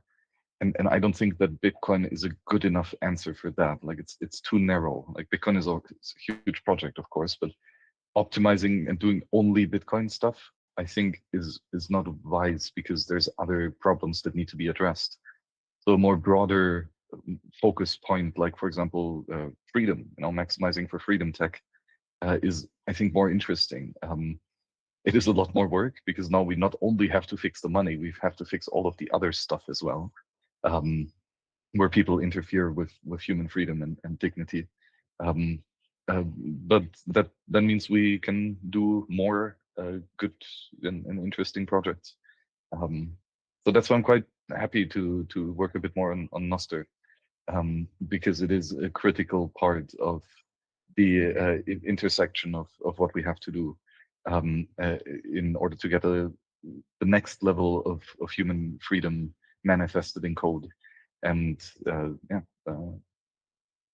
just expands the amount of options. And ultimately, we just have to build these systems resilient enough so that they survive long enough, and that people continue to contribute to them and expand these ideas and further engineer better trade-offs. And eventually the tools will be so goddamn good, and we can ship them to 8 billion people with a click, and then the cypherpunk future has arrived. Yeah, I'm super excited about this. And I also follow other chains which I don't think are scammy because they're building something that is useful for Bitcoin. For example, today, and I made a promise on Twitter, I said that if my tweet gets 50 likes, I'm gonna do the Zcash pump dance, because Zcash, if you don't know, was supposed to be the zero cash soft fork for Bitcoin back in 2013. Basically bring zero knowledge cryptography to make Bitcoin fungible and make Bitcoin transactions private. It was not accepted at the time. I think Peter Todd was one of the biggest critics, and he said that it has this trusted setup, which is not desirable for Bitcoin. In hindsight, it was a good idea, but Bitcoiners sort of lost focus because Zcash evolved, they got rid of the trusted setup, they made it more scalable. Now it works on mobile too. And it's everything that they promised they would ship with the paper and so much more. They're gonna make it scalable. And today Zcash went to like $95 and it was like 40 yesterday. I'm not sure exactly, 40, 50. And I promised on Twitter that I'm gonna make the Zcash pump dance. And it's like this. This is Zcash pump because I'm pumping my muscles, flexing my bicep. And Zcash is almost You're actually $100. showing us that. Yeah. Not bad. Not bad. I'm gonna ask someone to clip this. This is the Zcash pump dance. Zcash And the good to thing the is that moon. there's a lot of research and development happening there. Like the original version of Zcash was shit compared to what it is now. Right?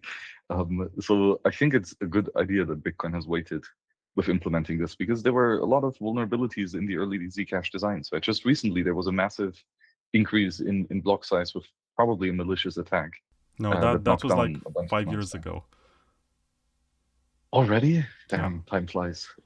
But yeah, like if problems like these do exist for these more complex technologies, and they need to be engineered very carefully, and that takes time, and there's a huge risk with that.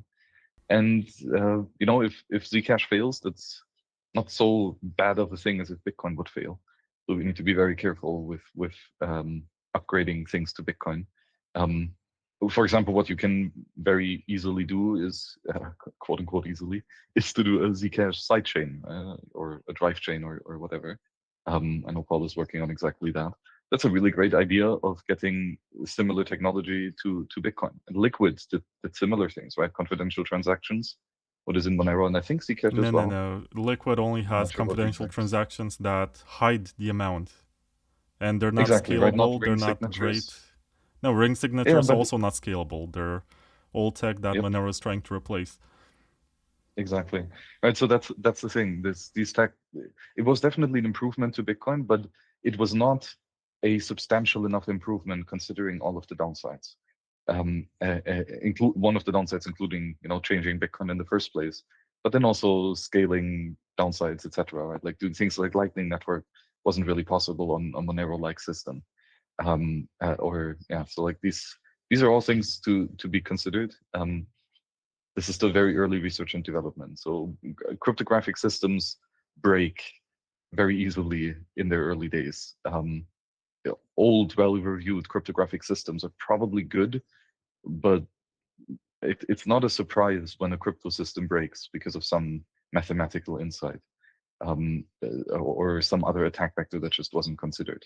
And even if you have something like a mathematical proof, that of course is a good thing to have, but ultimately there were systems that did have a mathematical proof that turned out to be still insecure because the proof didn't cover all of the security assumptions that it should have. And so this shit's just really hard. And we cannot afford to change Bitcoin often. And we can change Bitcoin in a way that would make it way worse. And so this is really hard, and we better do it right. And I think the early versions of Monero or Zcash were definitely not worth it. The most recent edition of research is really encouraging, um, and we get a lot of these benefits already with something like the Great Script Restoration. Like we can finally multiply numbers in Bitcoin script. Hooray! But that's actually quite essential for a lot of ZK proofs. Um, so this will already be would be already a really interesting step to improve or to get some of the features that ZK cryptography, etc., allows us, with not such an invasive change. But of course, it doesn't touch things like the amounts or input-output relations. So having something that has a proper ZK proof for all of this stuff, maybe going a bit in the direction to what DarkFi is doing, or full membership set proofs, etc. Are interesting, right? But then there are other solutions, like for example, client-side validation, right? RGB or shielded CSV, that are complete different design thinking for a global consensus system. Um, with a lot of interesting benefits, right? So maybe going in this direction is more interesting than actually putting ZK proofs on chain. But again, like they're kind of different tools that can be used for different reasons. Um, it's really difficult to predict how this will actually play out. I think it's just worth to keep building the tools that we think might be useful, and we see in a couple of years of how far we've come and what we can do at that point. My point is to at least pay attention to what these projects are doing, because they were supposed to come to Bitcoin. Monero was never supposed to be Bitcoin compatible. It has its own code base, which is called CryptoNote, and it was reactionary to Bitcoin. It's actually trying to compete with it. But Zcash was made by the first guy to write a blog post about Bitcoin, and who also replied to Satoshi a few times, and one of the co-authors of the sidechains paper by Blockstream, and a bunch of early Bitcoiners who are very heavy into cryptography, and they're still collaborating to improve this.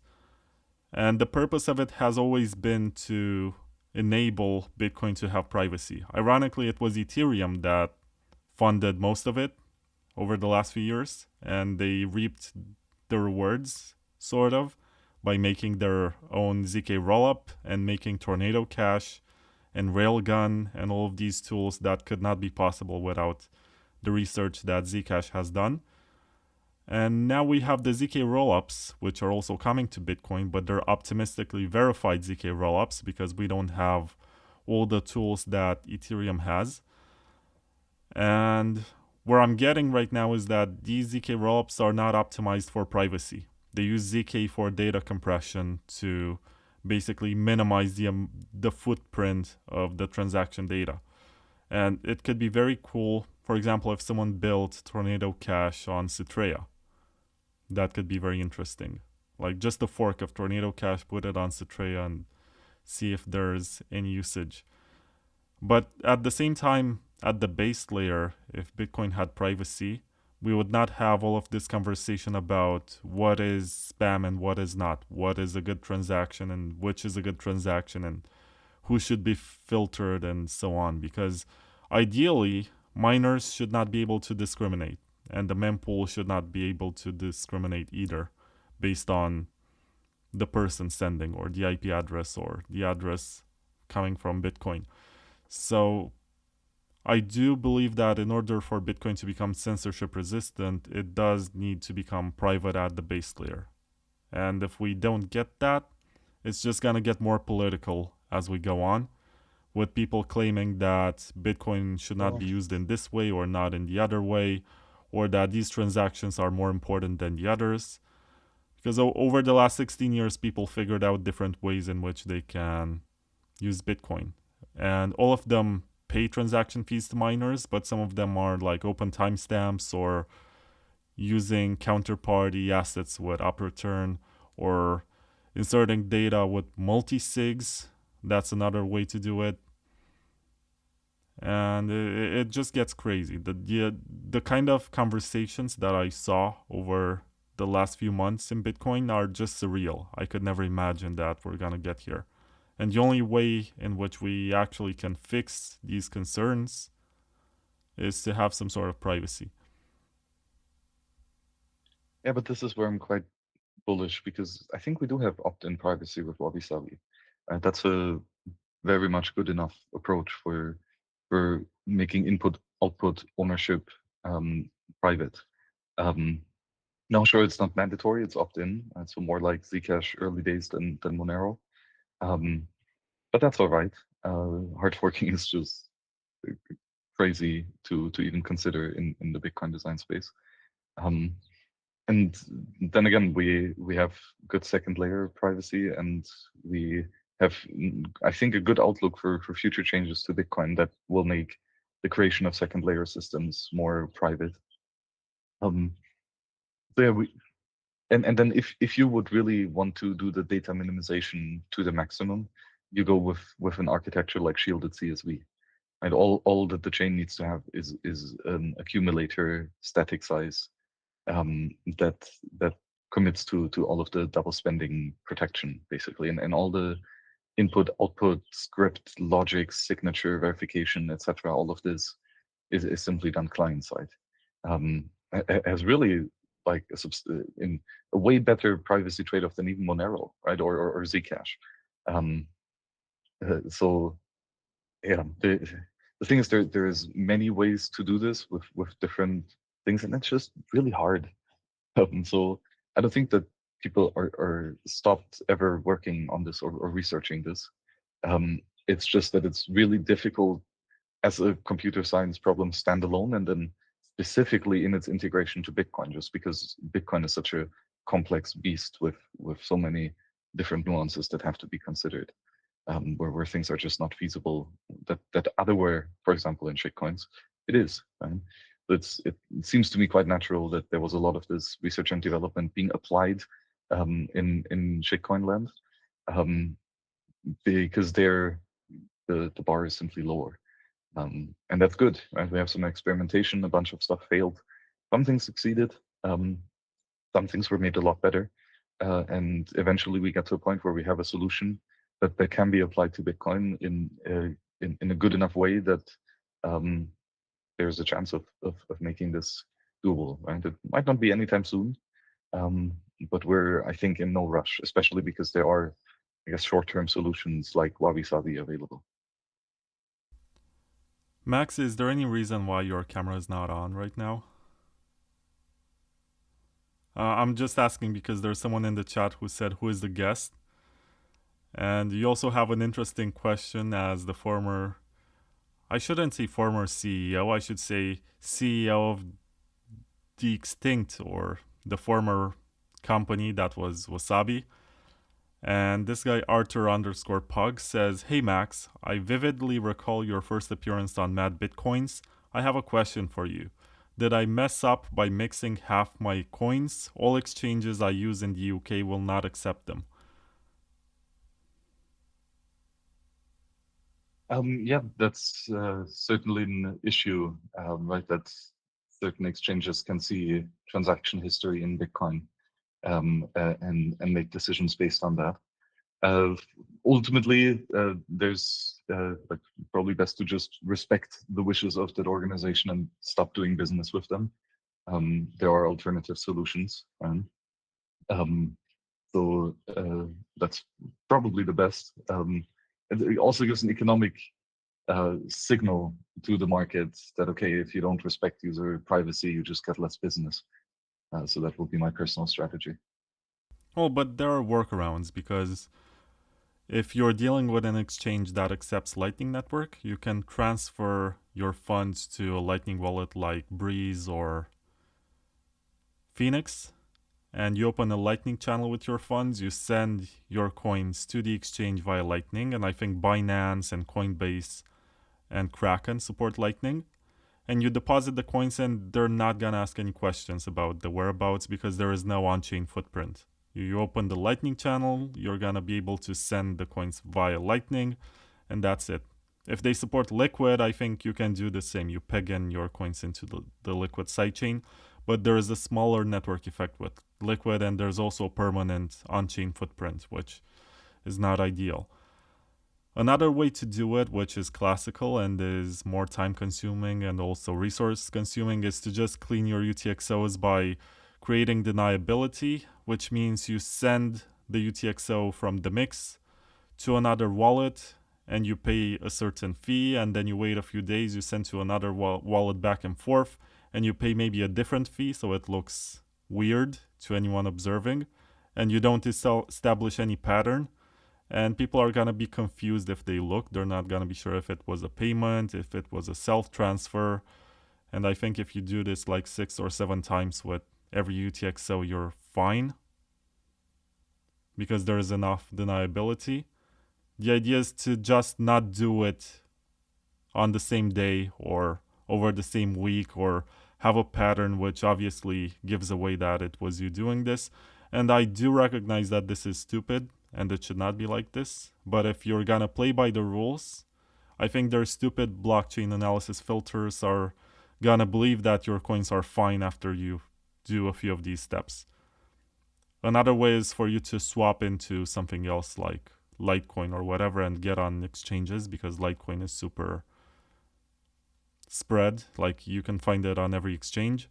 And I don't think they're gonna ask any question. And you can actually peg your coins into MWeb on Litecoin, which is Mimblewimble extension block, and then peg out to the exchange, and they're not gonna ask any questions because it just looks like you're a whale and you send from that one. So there are some workarounds. All of them have their trade-offs. It's just, as you said, it's this social consensus which sort of tells these business operators that they are fine with accepting coins from this sort of transaction, and the other ones are not accepted, which is really bad. Yeah. But this is a big market. Bitcoin is a huge ecosystem by now. So just look for alternatives. They do exist in many ways, right? As we keep saying here, there's so much technology out there. There's so many service provider out there. Do your own research, figure it out. There's a way. Yeah. But did it ever happen to you that you sent your coin-joined Bitcoin to some exchange and it was not accepted? No, not personally. I know this is confidential, but how do you manage to live on Bitcoin, especially if your Bitcoin is coin-joined? Like, what's your approach? Well, basically just use Bitcoin whenever possible, right? And cash is a good fiat bridge, right? If needed. But yeah, ultimately that is the main way. And like I like to stick with friends ultimately. Precious sats should go to serious people, right? And people that you like. Um, and I think that if you actually hold Bitcoin, you're on the easy side of the trade, because everyone wants to have more Bitcoin. And it's yeah, harder to get Bitcoin than I think it is to get rid of Bitcoin, just because demand is higher than supply. So yeah, go to your local meetup, make some friends, and meet people who want to stack sats, and give them sats, and they will do stuff for you. It's quite useful how money functions. It's the most universal medium of exchange, right? You can literally get people to do whatever for money. So spending Put money is that not on a that hard. t-shirt. You can You can do it, literally guys. get people to do whatever for money. Uh, um, This is Jerry, by the way. yeah, cute one. Uh, He should looks have some, confused. Bitcoin private keys stacked in the NFC tag somewhere. He's pressing keys. Oh, he locked my computer. I hope we're still live streaming. My god, such Yes, a we bad are. boy. A little bit of chaos is always good. Yeah. had to type my password. I'm happy we're still live, and he boosted also the volume in my headphones. Oh, such a naughty boy, just with 2 touches. He locked my laptop and he increased the volume. Quite sophisticated hacker. Yeah. Also, Arthur Pog says that Bitrefill accepts mixed coins. Yeah, they should. Yeah, I don't know. Most providers do. And again, if you find someone that doesn't, just move on. They're idiots anyway. And like that's the thing. Like where you spend your money is a very powerful action that you can take, and it's something that you can choose wisely. You can put your money to systems where that are not useful to you or hinder human flourishing in general, or just you spend your money at places that actually help you and respect your ethics. Um, What I yeah. find interesting is that my experience with exchanges was that they asked for such an unreasonable amounts of documents that I gave up. I was like, okay, just close my account. I don't care anymore. They wanted payment statements for the last 5 years. And I was like, why? First of all, why should I have payment statements from like 5 years ago? Secondly, why? Not even my bank asked for this information. Not even my government asked for this information. What's wrong with you? It's just Yeah. too much. I'm like, okay, you put your passport, you put your driver's license, proof of residence, whatever. And then they're like, okay, send us a letter from your bank or whatever. Fine. Bank statement. Okay, fine. And then they want payment statements. It's just ridiculous. Yeah. Yeah. Yeah. Again, you don't have to use them, right? Like even bank accounts are totally optional, both for individuals and for businesses. So we have cyberspace money now, guys. You can use it. It's a thing now.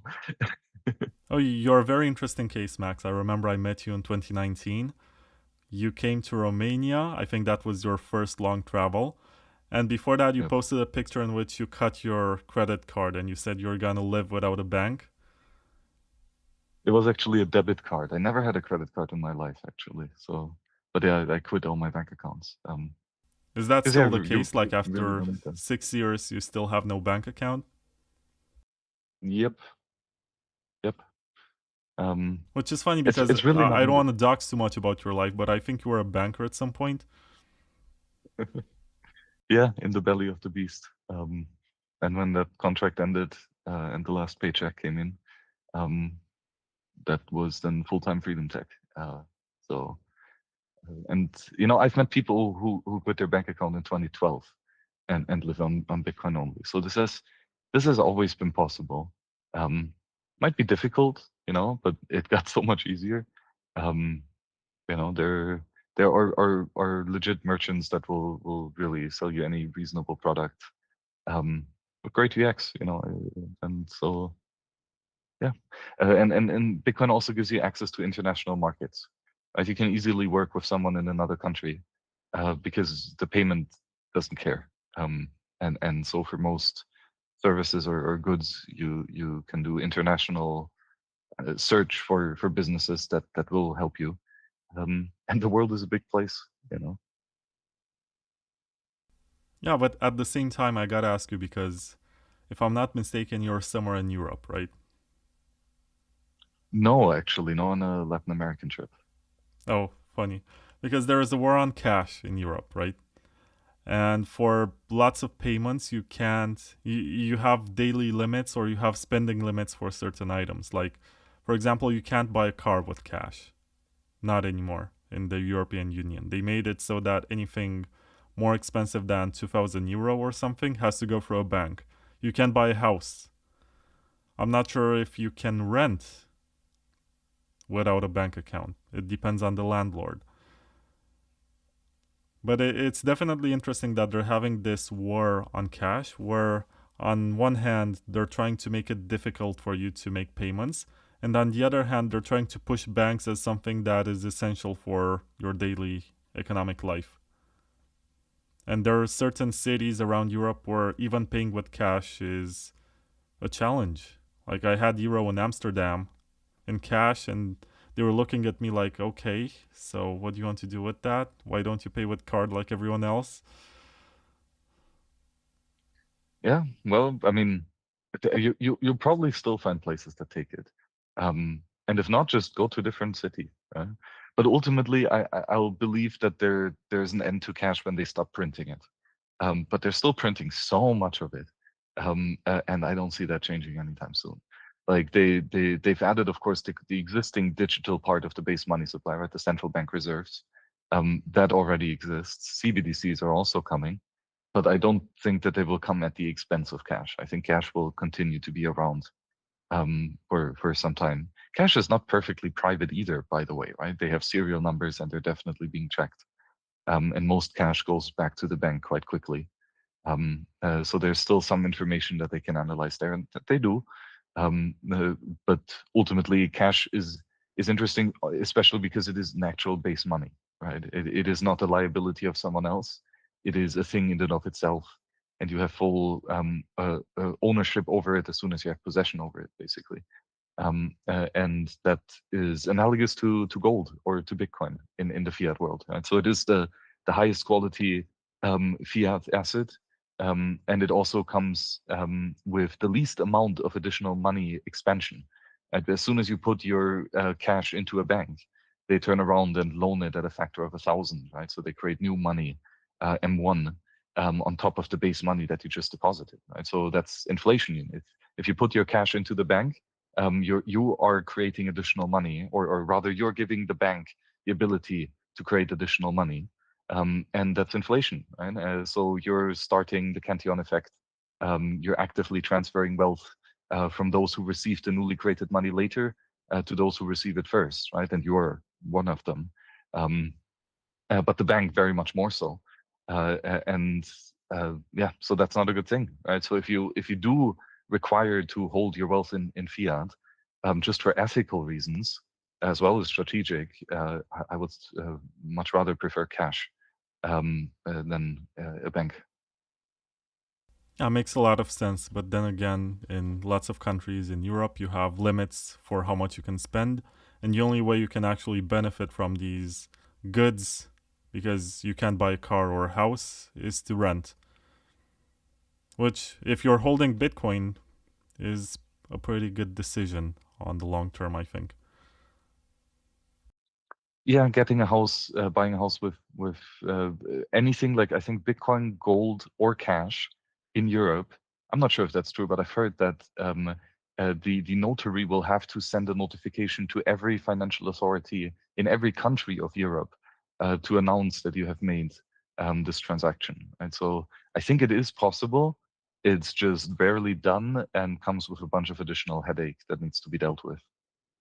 One of the many reasons why real estate is a shitcoin. So there's not many reasons why you would want to buy, many houses. You just need shelter, and that can be done in other ways as well. Um, so yeah, consider that. And again, whenever there is a lot of local oppression, you always have the option to leave. Right? And in many cases, that's probably the right decision if you want to optimize for freedom. Which is not what you want to, which might not be what you want to optimize for. Yeah, makes a lot of sense. I gotta ask you, Max. Oh, there's also a comment still from Arthur. I don't think we answered to his question because it was, did I mess up mixing half my bitcoins? Did he mess up, or was it a good choice? Oh, I think it's a good choice. Again, it comes with benefits and it comes with downsides. Uh, but yeah, I think the fact that without taking care of your privacy on chain, that it just is public knowledge when and how much and from whom you received money, and when and how long you held on to it, and when and to whom you're spending it. Like, that's scary information to just put out there in the public. Um, so I think protecting against that comes with a huge benefit in and of itself. Um, and then yeah, there might be some downsides, like some business not wanting to work with you.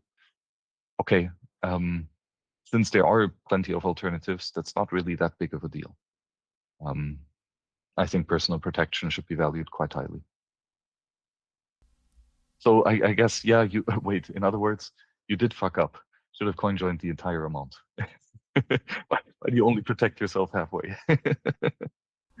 Right. What do you think about these BTC-backed loans? I think there's a company called Firefish, which specializes in that in Europe. You give them your Bitcoin, they give you a loan, which is usually 50% of what your Bitcoin is worth. And you're supposed to pay that back in, I guess, 6 months, 12 months, 24 months, 18. It's up to you how long. But the idea is that at a certain date, according to the contract, you're supposed to have, I don't think this works without a bank account, by the way. You're supposed to have the exact amount that you borrowed in your bank account. And if you don't, you're going to lose your Bitcoin collateral. Have you Yeah. heard about this? And by the way, for the listeners, if you want to try that, I'm not saying you should, but if you do want to try that, you can use promo code BTCTKVR for a discount on your fee. And Bitcoin is very interesting collateral, right? Because it's internationally liquid, without any additional markup, it's very fungible, right? Like houses are very bad in this regard. They're very dependent on location and cash flow, etc., occupancy rate, the quality of the housing, etc. It's much more difficult to analyze the actual salableness of a real estate, if you want to give that as a collateral for a loan, because you want to have a saleable collateral. Because in the case that the payer defaults, you want to rather quickly get the money back. That's what the collateral is for. So Bitcoin is way better for that. It also comes with many privacy upsides, because if you don't need to know the physical address, because it's not a house, and because it is internationally sellable without any personal liability claims, etc., you don't technically need to have identity associated with this. It's just a bearer instrument that can be put in some sort of smart contract, that then results in the release of liquidity. And if that, for example, is in, let's say, Tether, right? You could even do it in an atomic way. Right? So there's a trustless exchange for the collateral and the actual fiat liquidity, the credit line that was taken. So yeah, it's a really interesting toolkit. Credit is very useful economically speaking, right? We need to have we need to have credit in order to produce something. Someone has to give money upfront, right? And that's either the owner of the business, right? Equity holders, or it's debt, someone who gives cash in exchange for a percentage return in the future, with a predefined payback rate. So these are different structures and how we can define credit. But we need that to produce. And so it's very necessary that the Bitcoin economy builds credit systems, and Bitcoin collateralized loans is one such form of credit. It's quite a naive and simplistic form. Like there's way more sophisticated banking and finance applications that we could do with Bitcoin. But yeah, this is a good first step, quite straightforward. Yeah, but my question to you is, would you do something like this, or do you think it's better to sell? Because the mantra of all of this system is that you should never sell your Bitcoin, you take a loan. And of course, I don't recommend this. It's just the way some people do it. When they have to pay back the loan, they take another loan with another side of their Bitcoin stack. And this is a way for them to access fiat without paying taxes, because loans are not taxed. And they just keep on doing this to take another loan to pay off the one that they previously took. Let's say that you have 2 Bitcoins and you take a loan against your first Bitcoin, and then to pay that back, you take another loan against that Bitcoin, and you just keep this going because you unlock the first one and you access liquidity until maybe one day you're going to have enough money to pay it back. But once again, it's risky because in a bear market, you're sort of screwed. And you have to Yeah, come up with the you're fiat. basically putting leverage on your personal balance sheet, and that is an option to do. It's not necessary. Most people don't do it, but like I guess no, well, I guess many people do have a credit line, right? So it just depends on your general financial stability, so to say. I guess what's important to be cash flow positive. right? To earn more sats than you spend every month. I guess that's important. If your net stack increases, that's a good thing, right? And maybe you get there if you add some leverage and therefore risk in your portfolio. Maybe it's worth it, maybe not. But I think the just basic, I guess the equivalent of dollar cost average on the other side after hyper Bitcoinization is just to earn more sats than you spend, right? And then you accumulate a small sat amount every month. And that's just how life is, right? People don't really leverage up their salary. You can, and if you know what you're doing, you can do that in a very risk managed way, where complete default is quite unlikely. But yeah, you need to know what you're doing. It's not really something I focus on that much. Though I know a bit about it since the banking days. I was gonna say this, that basically I woke up the banker inside you. Yeah. But I have so much PTSD from that that I'd rather stay away from it. Building freedom tech is much more healthy. So do you believe that basically selling some of the Bitcoin that you have is much better than taking fiat against it? I mean, it just really depends if it's better or not. There are some people in this Yeah. space who were to signal about never having sold any Bitcoin, and I'm just trying to prove a point here. Yeah, I mean that just means you've not really showed value to anyone else yet, right? By giving them some Bitcoin. It also means that you have so Uh, much fiat if you never had to i- sell i- any Bitcoin. Yeah. exactly. Yep. So yeah, it's worth it to just analyze it as a balance sheet somehow, right? Like what's my total wealth and where do I have my wealth in what type of assets? And Bitcoin is of course a good category to put it in there.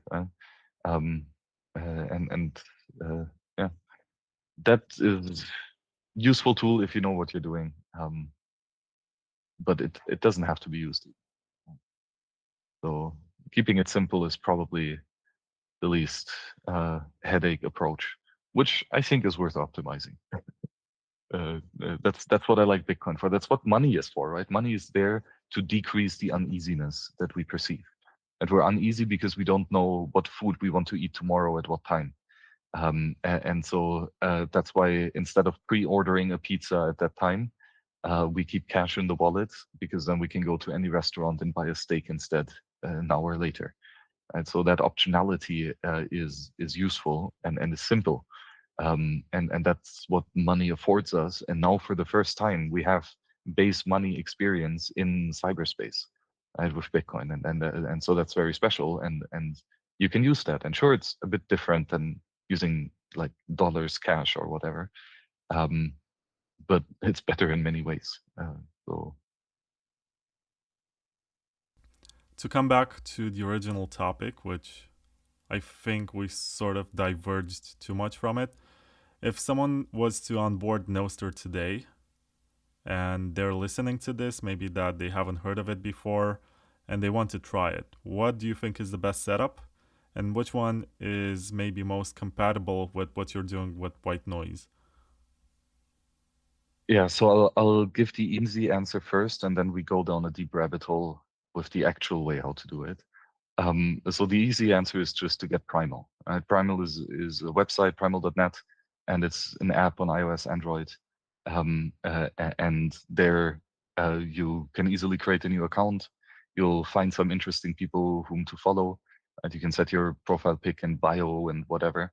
And you can connect it to a wallet, which is custodial, but at least it easily works for even newcomers who haven't heard anything about Bitcoin. And you're basically set up with reading and creating short posts and long blog posts and watch some live streams and send money and other stuff. So that's a good easy way of doing it. Now if you want to be serious about it, get a new phone, get a Google Pixel like 9 or 10, put Graphene OS on it, then install SAP Store, which is a Nostr-based app store. And from there, you can install a VPN or Tor, like Orbot, and secure connection that way. and then install Amber, which is an app which to generate your private keys and to store it and to make it accessible either via the Android signer specification or via the Bunker remote signer specification. Yeah, so you set up your keys there, and then you install Citrine.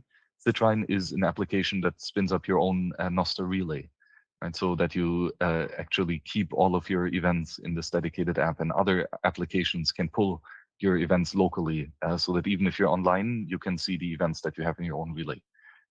Really powerful. Basically turns your phone into a full node where you have the signer and the relay and ultimately a client all installed together. So the client would be Amethyst. That's a super powerful Nostr client, has an insane amount of features, way more than Primal, by the way, so definitely check it out if you haven't yet. And so with this, you can do a bunch of things, discover new nodes, have communities there, messaging, marketplaces, yeah, a bunch of different stuff that can be explored. Also, you could install Pokey, which is an application for notifications. So here you can specify for what type of Nostr events do you want to be notified. Good to check that out as well. Yakihone is another really interesting client that has quite a lot of features. So that's one worth checking out. There's now also a Damos client. One of the early Nostr clients on iOS is now also available on Android with a complete rework of the code. Super interesting approach. Yeah, what other interesting apps are there to be checked out? There is Waflake, which is a music player basically for built on top of Nostr, where you can easily share the music that you're listening to and find new artists or watch live streams. The Tunester is another of these. Yeah, many really cool ideas to look through. There's Nostr.net, I believe, has a list of awesome Nostr clients and relays. So you can browse through and you will find probably over 1,000 of applications that are somehow using the Nostr protocol now. And you would just browse through and see what's interesting to you, and then you try it out. They're all over the place on web, desktop, iOS, Android, kind of whatever. Yeah, usually when it comes to stuff like this, you explain how people can get a phone from Google, which is the Pixel, and you recommended the 9 or the 10, and to get Graphene OS. I mean, that's the ideal setup if you have a weekend to do that and some disposable money to invest in that. But usually, I think the best approach is to use the phone that you already have, and you dip your toes into this software and you understand how it works. And if you want to get serious about it, yeah, it's good to have like a dedicated device that lets you use all the applications and everything. But I think for starters, something like Damus or Primal or even Iris by Marty Malmi, it's really good. Yeah. Is a good place to start. And then if you really like it and you want to take it seriously, then maybe you should consider investing more money into it. But it's the same with nodes, right? Because people say, well, if you want to run a node, then maybe you should buy this device and connect it to your router and keep it on all the time. And you're like, no, just use the computer that you have. With a pruned node, 5 gigabytes is more than enough. It's something that you most likely have. Sync the node, understand how it works, play with it for a bit, see what it can do. And if you want to get serious about it, like there's no reason to run a 24/7 node unless you're running an Electrum server or you're on the Lightning Network and you want to keep your channels open. There is absolutely no reason. And the computer that you have is most likely more than enough. Yeah. No, that's a very good point, right? So there's a lot of ways of doing it. Starting out easy is probably recommended. And the rabbit hole goes deep, so I haven't found the end yet. So if you want to, you can definitely keep exploring this for a long time. And Nostr is really interesting because you can also nicely build your own applications. If you're a developer, especially then, it's really developer friendly.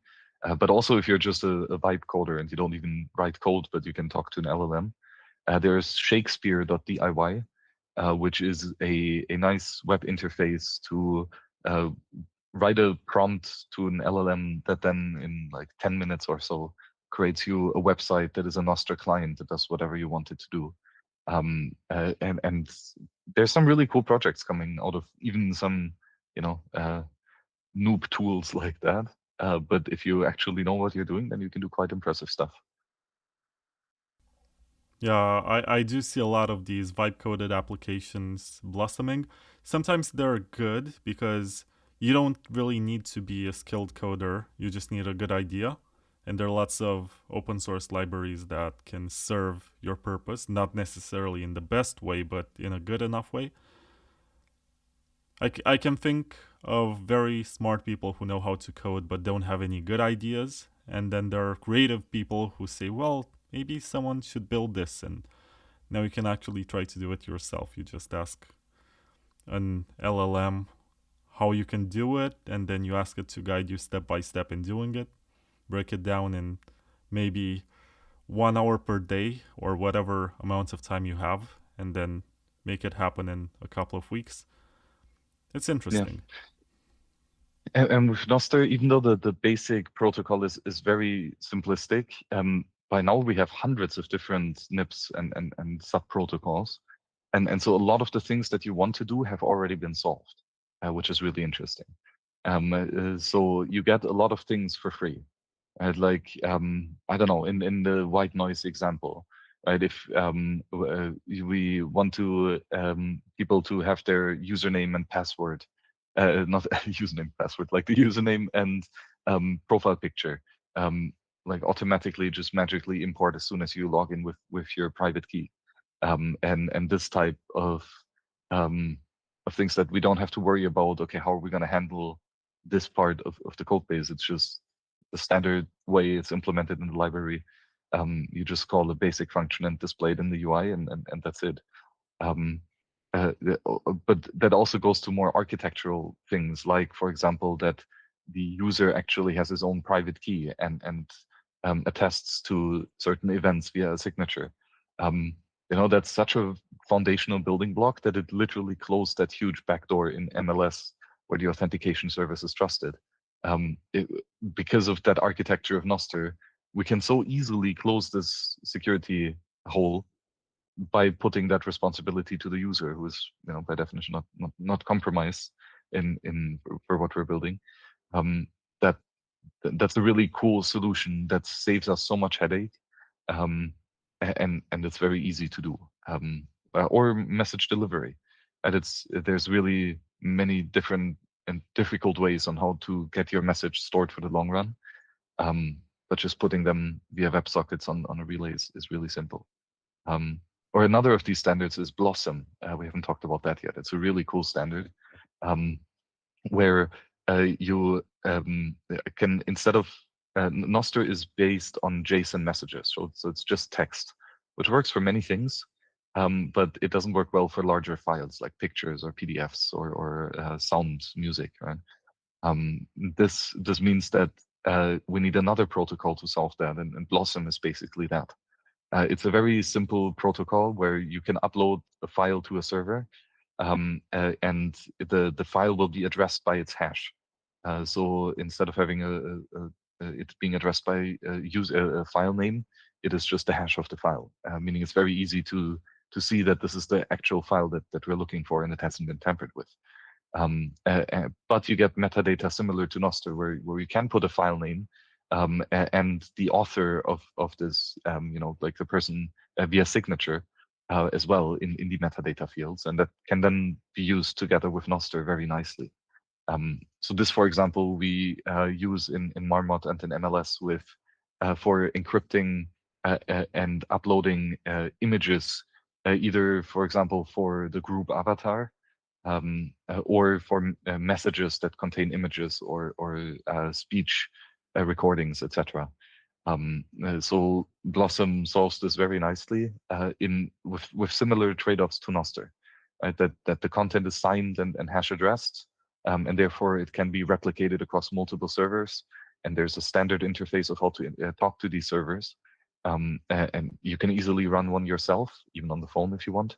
And that is a really powerful architecture that works easily for any dev, but then in the long run can be made really robust and resilient. So yeah, Nostr is really cool to work with. Is there anything about white noise that you haven't mentioned yet?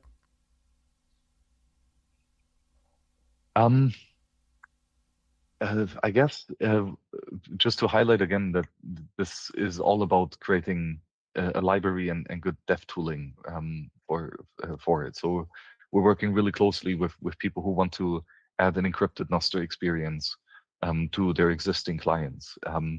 So if you're not one of the people that we talk to, but you have a cool Nostr client, reach out and let's have a chat on what you need for that to work out. And yeah, I'm really thankful for all the positive feedback that we are getting from existing developers. Like a lot of people really want to see this tech and deploy it in their clients. And so hopefully soon we can deliver a library that's good enough for that to actually be done in production. Process is really nicely shaping up. So if you want to test early, just go to whitenoise.app, no, whitenoise.chat, and there you can download it, or also Zap Store. Just search for White Noise there, and it will be signed, released by us. And yeah, try around with it, break it, and tell us how to make it better. We have a couple cool ideas on what's to come. Because it's nice to have a messenger app where we can really natively integrate Bitcoin and Freedom Tech into the OS, right, or into the app itself. So a messenger with an integrated wallet, or where it's also possible to make public posts, for example, and that leverages all the benefits of Nostr, and not just in white noise, but also in others, like for example the marketplaces, NIP. I think very interesting, but of course deserves a very high standard of security for the messages. And for example, you would want to have just a private marketplace in the neighborhood, right, where you don't want anyone to see what exactly is being offered here unless you're living in that neighborhood or a part of any other group that you would want. With Marmot, it's easily possible to encrypt any type of Nostr event, and that's just a kicker. Right? That makes this so much more useful than just a chat app, because Nostr really is much more about all the other stuff than about social media. And I think Marmot is much more about the other stuff than just chat messages. Like chat is super crucial, and we definitely need to have that. So this is kind of the priority. But there's many other use cases that really deserve to take a look at. Yeah, so the important question right now is, when is this coming out? Like, what you have right now is a testnet version. Test flight for iOS. I think it's still in beta, if I'm not mistaken. Yeah, so the app is out already on test flight on iOS, and on Android only on Zap Store basically, or GitHub. Well, you can also get it on Obtainium or a couple other stores, but not yet in the official Google Play Store, because releasing applications in the legacy app stores is just a mess. So yeah, that's the way to get it, and the libraries are of course, and the code for white noise is of course open source. So you can check out the MDK is the Marmot development kit, which we use inside white noise. It depends on Rust Nostr as well. So the backend logic is entirely written in Rust, and for white noise, the front end is written in Flutter.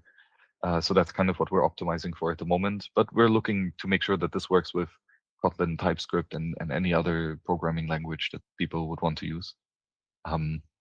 So yeah, this is out already. It's a deliverable intermediary, as I said earlier. It's quite shit. A lot of things don't work yet, but we have really cool progress. And by the end of the year or so, it should be a really compelling, actual usable solution for sending messages. And one of the cool things also that it allows is that it's very, very easy to create a second identity or a second account. And so where, for example, Signal or WhatsApp kind of limits you to one account per application. With white noise, that's not the case. So the app is kind of designed to have multiple accounts that each have their own separate database, that each might have their own Tor or VPN connection, and it's nicely self-contained, and therefore we make it easy for people who have organizations or just multiple projects to manage, and that will hopefully be quite interesting.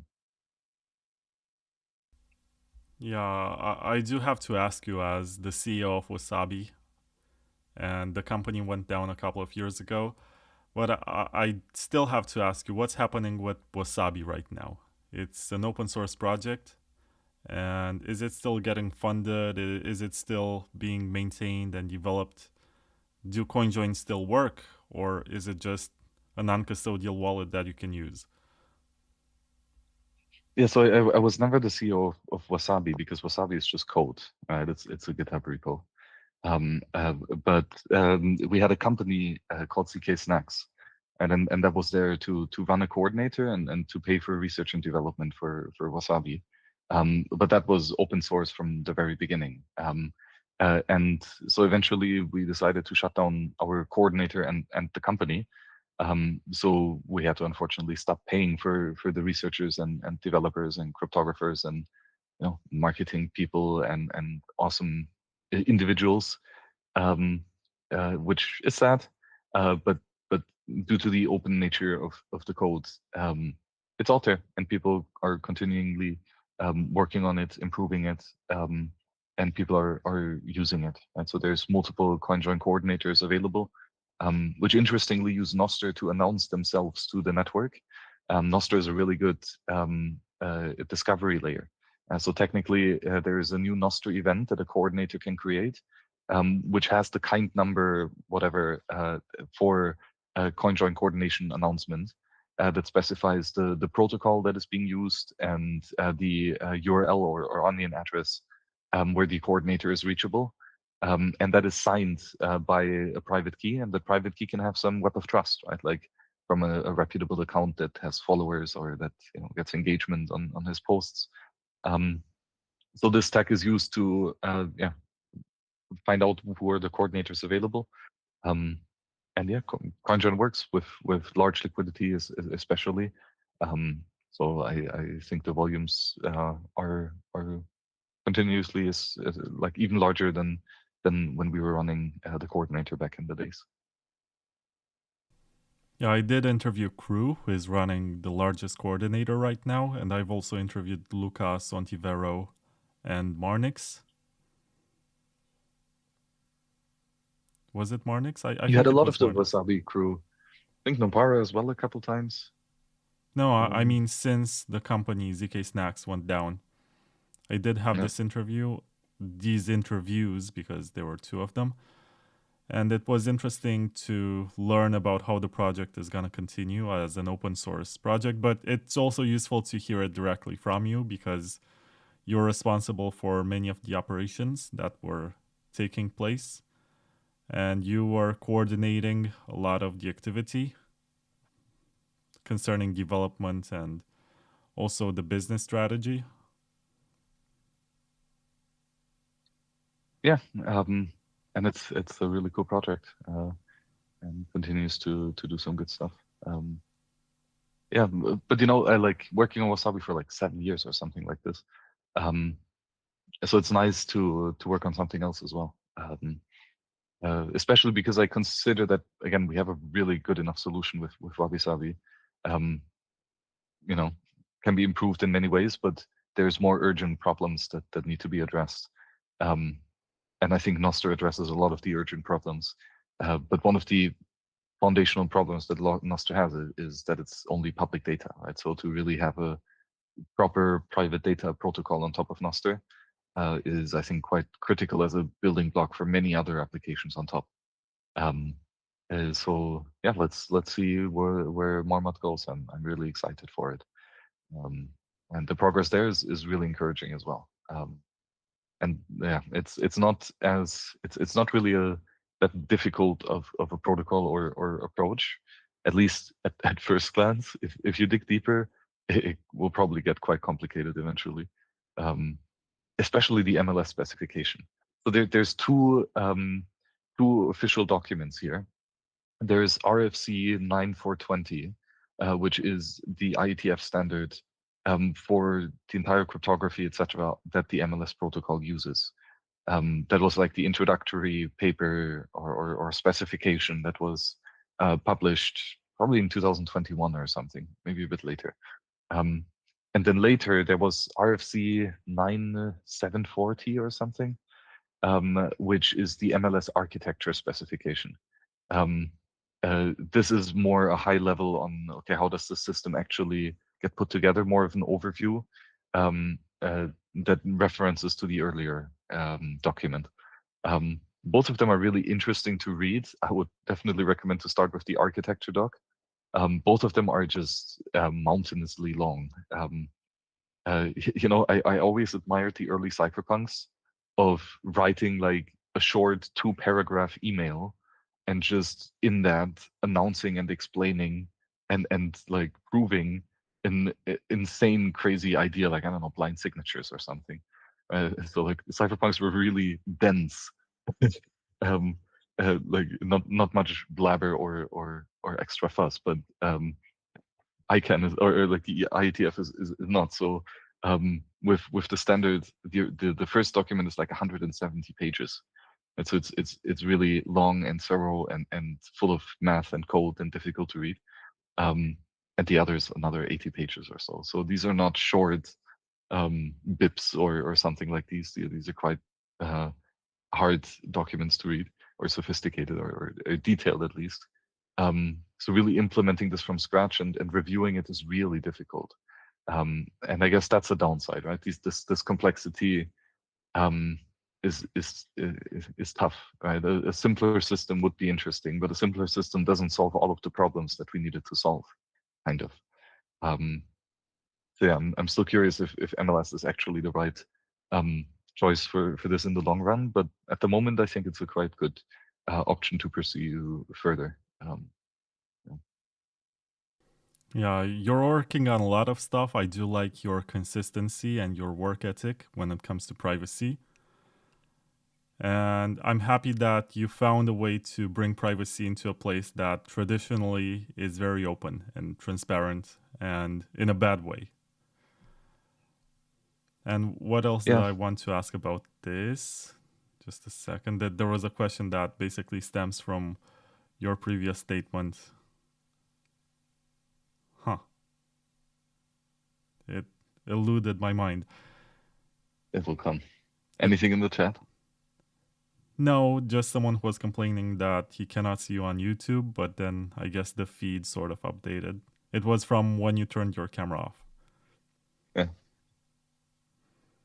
Yeah. Yeah. Oh, there's another really interesting, Oh yeah, cool idea I've also in remembered. Nostr that Go is on. okay, cool. It's called No DNS. It's kind of fresh out of the oven. And it's basically a way to put a DNS record inside a Nostr event. And so that ultimately we don't have to go to centralized DNS registrars, but we can just check signatures on and that we get from Nostr relays. So this is another really interesting step where we basically have a public key addressed IP registrar system or any of the other tricks that DNS can do, um, nicely integrated into Nostr. Like a really simple idea to just combine these two protocols, and then really interesting things are possible now. So this is just one of the many really cool projects in the space. Yeah, so my question was concerning or was about funding and the fact that with open source software, it's very hard to fund stuff. In the case of Wasabi, it was actually simple. You're running a coordinator, it was the largest of its kind. people were paying fees for that, and the company was able to keep going and hire developers and everything that was necessary in order to make the project successful. But with white noise and the Marmot protocol, it's not as straightforward. Like, how are you guys going to make money off of this? Yeah, like the short part of it is grants are extremely helpful. Grants help open source projects to get some basic funding early on in the research and development phase. So yeah, that's really good that there's many organizations like OpenSats, HRF, etc. that do some funding, or actually quite a lot of funding for these projects, including white noise, which is nice.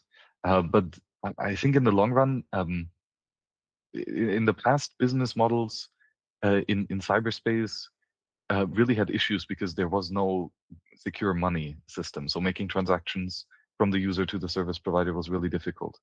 And then the solution to that was to somehow have a business-to-business deal where you get a lot of money, and that subsidizes the development for a client-facing application. So advertisement is one of the obvious ways to do that. And a big company pays you a lot of money to change what the clients are seeing, and then that incentivizes everyone to work on it and get paid. The good thing is, surprise, we have digital money now. We can make money transactions in cyberspace, and we can make them programmatically, right? We can literally write code that spends Bitcoin under whatever condition we want, right? It's not a like global consensus smart contract that's on the Bitcoin blockchain, but if you have a software that has a Bitcoin private key, or a Lightning LNURL withdrawal key, or some Cashew eCash, or whatever access to send one of the many ways that you can spend Bitcoin, since that is just software, we can write ways to move the money to wherever we want. So if you are working on a software that has a way to send Bitcoin natively integrated already, then you can really just write the code that moves the money from the user to you, right, in a company or whatever. And the software will do that, right? So now, of course, you need to make this official, and terms and conditions and contracts, etc. And tell the user that you're doing a fee, right? And hopefully choosing something that is a reasonable amount fee to be taken, right? Because it will, of course, affect if people will end up using the software or not. But if the software is really great, and the fee that you're charging automatically is considerate and not too much, then you will have a lot of users and earn the money from each of the user, and be able to then invest that money into hiring more developers and researchers, etc. The good thing is that this nicely grows with the adoption of your tool, right? Because if you have a software that nobody is using, or like a couple hundred people are using, then you probably shouldn't spend a lot of money on building that software, right? Because it doesn't do that much good in the world. But if later on, when you keep slowly improving that software, and eventually thousands, tens of thousands, millions of people start using that software, now all of a sudden it makes much more sense to put more capital into creating this tool, because more depends on it. And then in this case, once you get a small fee from any user, that means that at the beginning you don't earn much, so you're naturally just not over investing in something that might turn out to be a bad idea. But if it turns out to be a good idea, and people like it and people use it, then you should naturally make enough money to hire a team to build out the software to a larger extent.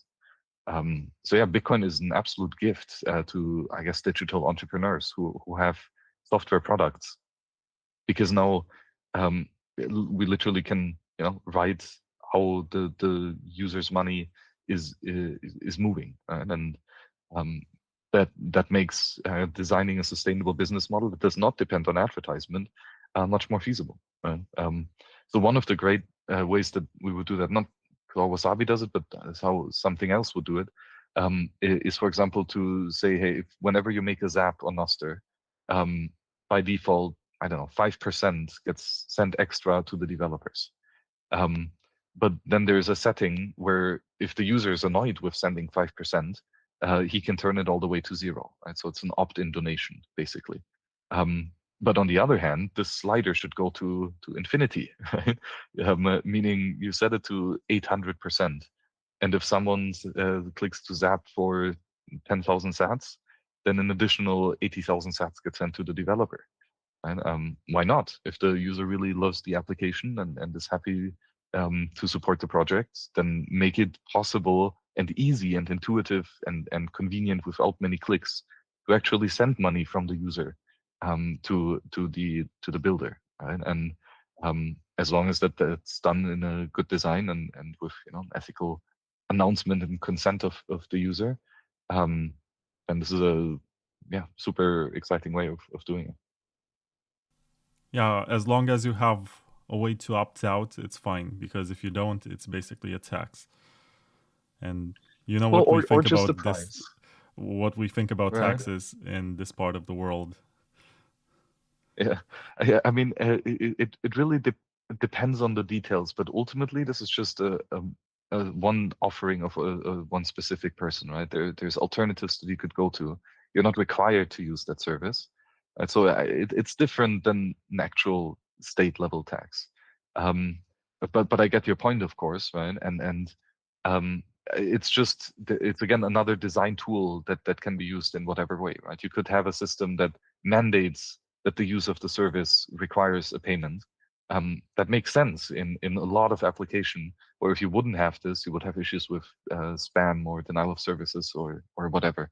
Um, but then on the other hand, you can have in other problems, you can design it such that the user can opt out of it and literally set it to 0. And maybe you punish him with an like sad emoji in the notification, like telling him that now the developer will not have his pizza after the end of a hard days of work, and pull on his heartstrings a bit to maybe change his decision, or not. There's a large design in how you could build a software tool with this. There is Tom Dwyer in the chat. He wants us to wrestle in mud with this topic. Anything on core and nuts? I think Bitcoin would benefit greatly if it would have um, a standard first driven development rather than implementation first development.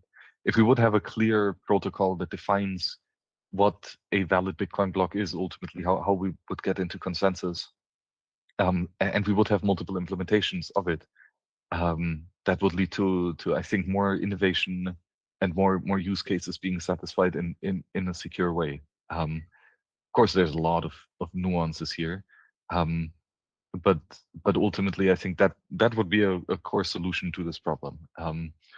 Yeah, but yeah, it's a big problem to create a Bitcoin node. It's a really difficult thing. So it's difficult, and there are many decisions where you could argue either way, and that's just trade-offs all the way down. So it's hard to do. It's hard to change Bitcoin. I'm really curious how this will affect future changes to Bitcoin's consensus rules. Simply because seemingly with Segwit and Taproot, things were introduced in a consensus change that later a large amount of or a substantial amount of individuals are not happy with the consequences that led to. Right? Specifically, a large increase in UTXO set size and the bloating and kind of abuse of the witness discount, which originally was designed to incentivize the consolidation of the UTXO set, but now evidently led to the like I don't know 3x or 4x increase of it in just a couple years. Um, so these unintended consequences are important to consider, right? And just add to the complexity of working on Bitcoin. Um, so yeah, it's chaos and really difficult, and nobody really knows exactly how to do it, and that that just is the reality of the system. So if you are not up for rough consensus, which is rough in like the tough sense, you know. Sometimes you get an elbow to the face. Then yeah, this is probably not for you. But the good thing is you don't really have to be that much involved. Like your Bitcoin node will continue to work for a long time, most likely. So yeah, if you want to delve into the details of it, yeah, sure, it's interesting. So if I would have to choose between core and not, I would probably say the Bitcoin. I was gonna ask you if you're gonna run version 30 of Bitcoin Core. Um, like Because I will. I gotta tell you, I will. It's part of the philosophy that enables stuff like Citrea to function efficiently, and I do think it's a net benefit. yeah, I'm in generally rather slow with updating my Bitcoin node. Plus, at the moment, I don't really have an important node to run this with, right? This used to be different with Wasabi Wallet, right? Like the CK Snacks node was a very economically powerful node, because it produced block filters for a large amount of users with a large amount of Bitcoin. And so in that case, the decision is a very difficult one, actually, right? Because there's good arguments on both sides, and you will have users who follow both arguments of this, right? So there will be some disaster waiting to happen ultimately. Um, Interestingly, the ZK Snacks backend was running Bitcoin Knots for a long time already before this whole drama started, mainly because Knots is a more configurable implementation and does things that we needed it to do that Core was not able to do, and where where we tried to make changes to Bitcoin Core to get it to work for us, but those changes were rejected ultimately. Um, while with Bitcoin Core, they some of the things that we needed was merged, and so we could more easier use it. You know, these are different things that you consider when you're choosing implementation of a node. Um, but yeah, building a wallet backend is a very different use case than just running a personal node. Um, so yeah, my decision now is not as important on this as it used to be. You're And it super probably wouldn't have diplomatic been that about it. important. It's just that to me, when someone comes up to you and says, well, you should run this software because if you don't, people are going to inscribe bad stuff on your node and you're going to go to jail. I mean, that's really silly. And it's anti the kind of Bitcoin to which I subscribe. And it's this permissionless technology that anyone can use however they want as long as they pay their fee. It's none of my business how they use it. And if my node stores it, it's encoded in the Bitcoin language, to put it like this. So it's not like a JPEG that you double click by opening your node files. It's something which is encoded. If you want to basically transform every Bitcoin transaction into a JPEG, you can actually do that. There's an online tool for it. And it's just going to be some random stuff that gets generated from it. But my point right now is that Bitcoin should be kept permissionless, and you should not come with this sort of attack against people using Bitcoin in ways that you don't like by appealing to the worst of extremes and saying, well, they're going to inscribe CSAM or whatever it is that they're talking about. And then it's going to become illegal to run a node and there's going to be legal consequences. I don't like it. I think it's the lowest point of debate. And that kind of stuff already is on your node if you search hard enough. Their argument is that it's going to be easier for them to do it. Like they can already inscribe it and get the SegWit discount. There's nothing really stopping them.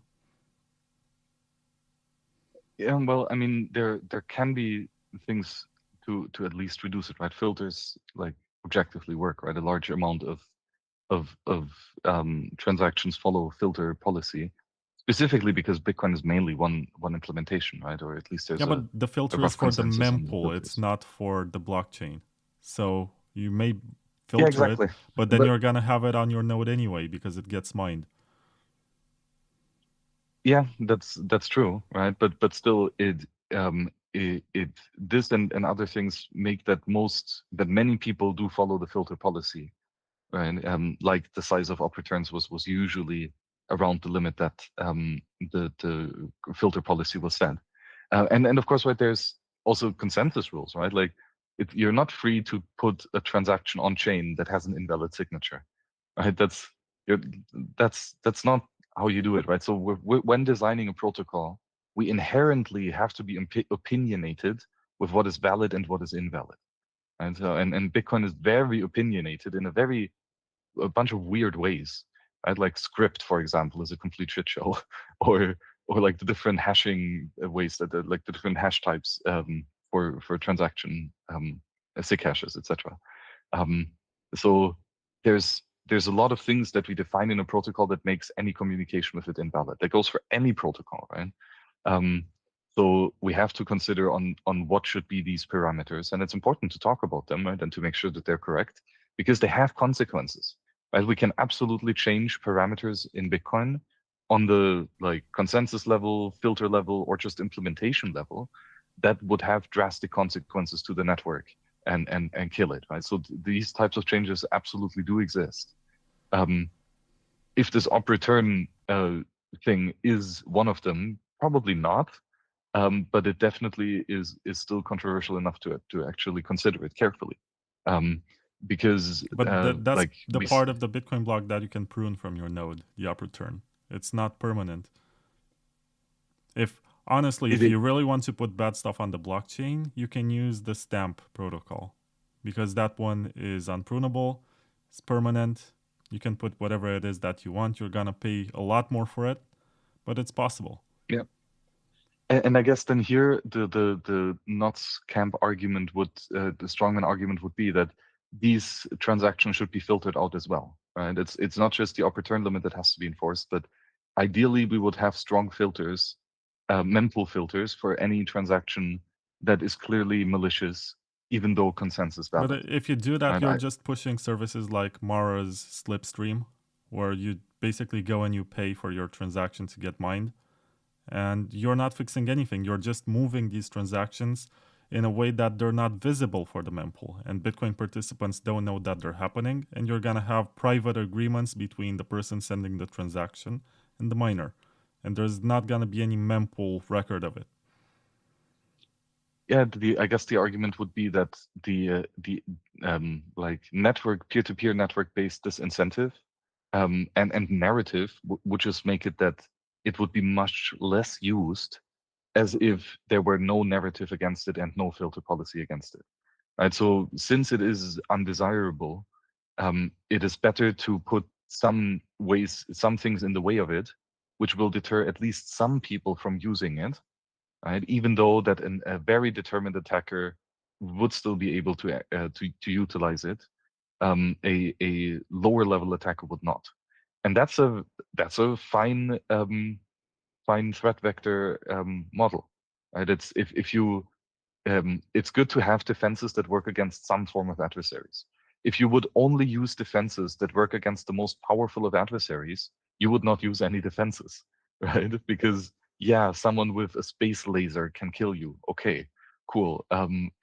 But still, someone with a knife, at least you can defend against that guy, right? For example. So you should, just because someone might have a space laser somewhere doesn't mean that you should stop defending yourself against the guy with a knife. And yeah. I don't like these metaphors at all. Like people saying, well, it's graffiti on the walls, it's jewelry made out of gold, it's this and that. I just don't like them because they're not realistic. What's really happening is that you have a transaction that pays the transaction fee, and then there's someone who says, well, this is not a standard transaction. I don't like the way in which this is constructed, and I don't want this in my mempool. But mempool doesn't mean node storage. And there's always someone, because Bitcoin is permissionless in the sense that there's an incentive for someone else to pick up your transaction even if you're censored.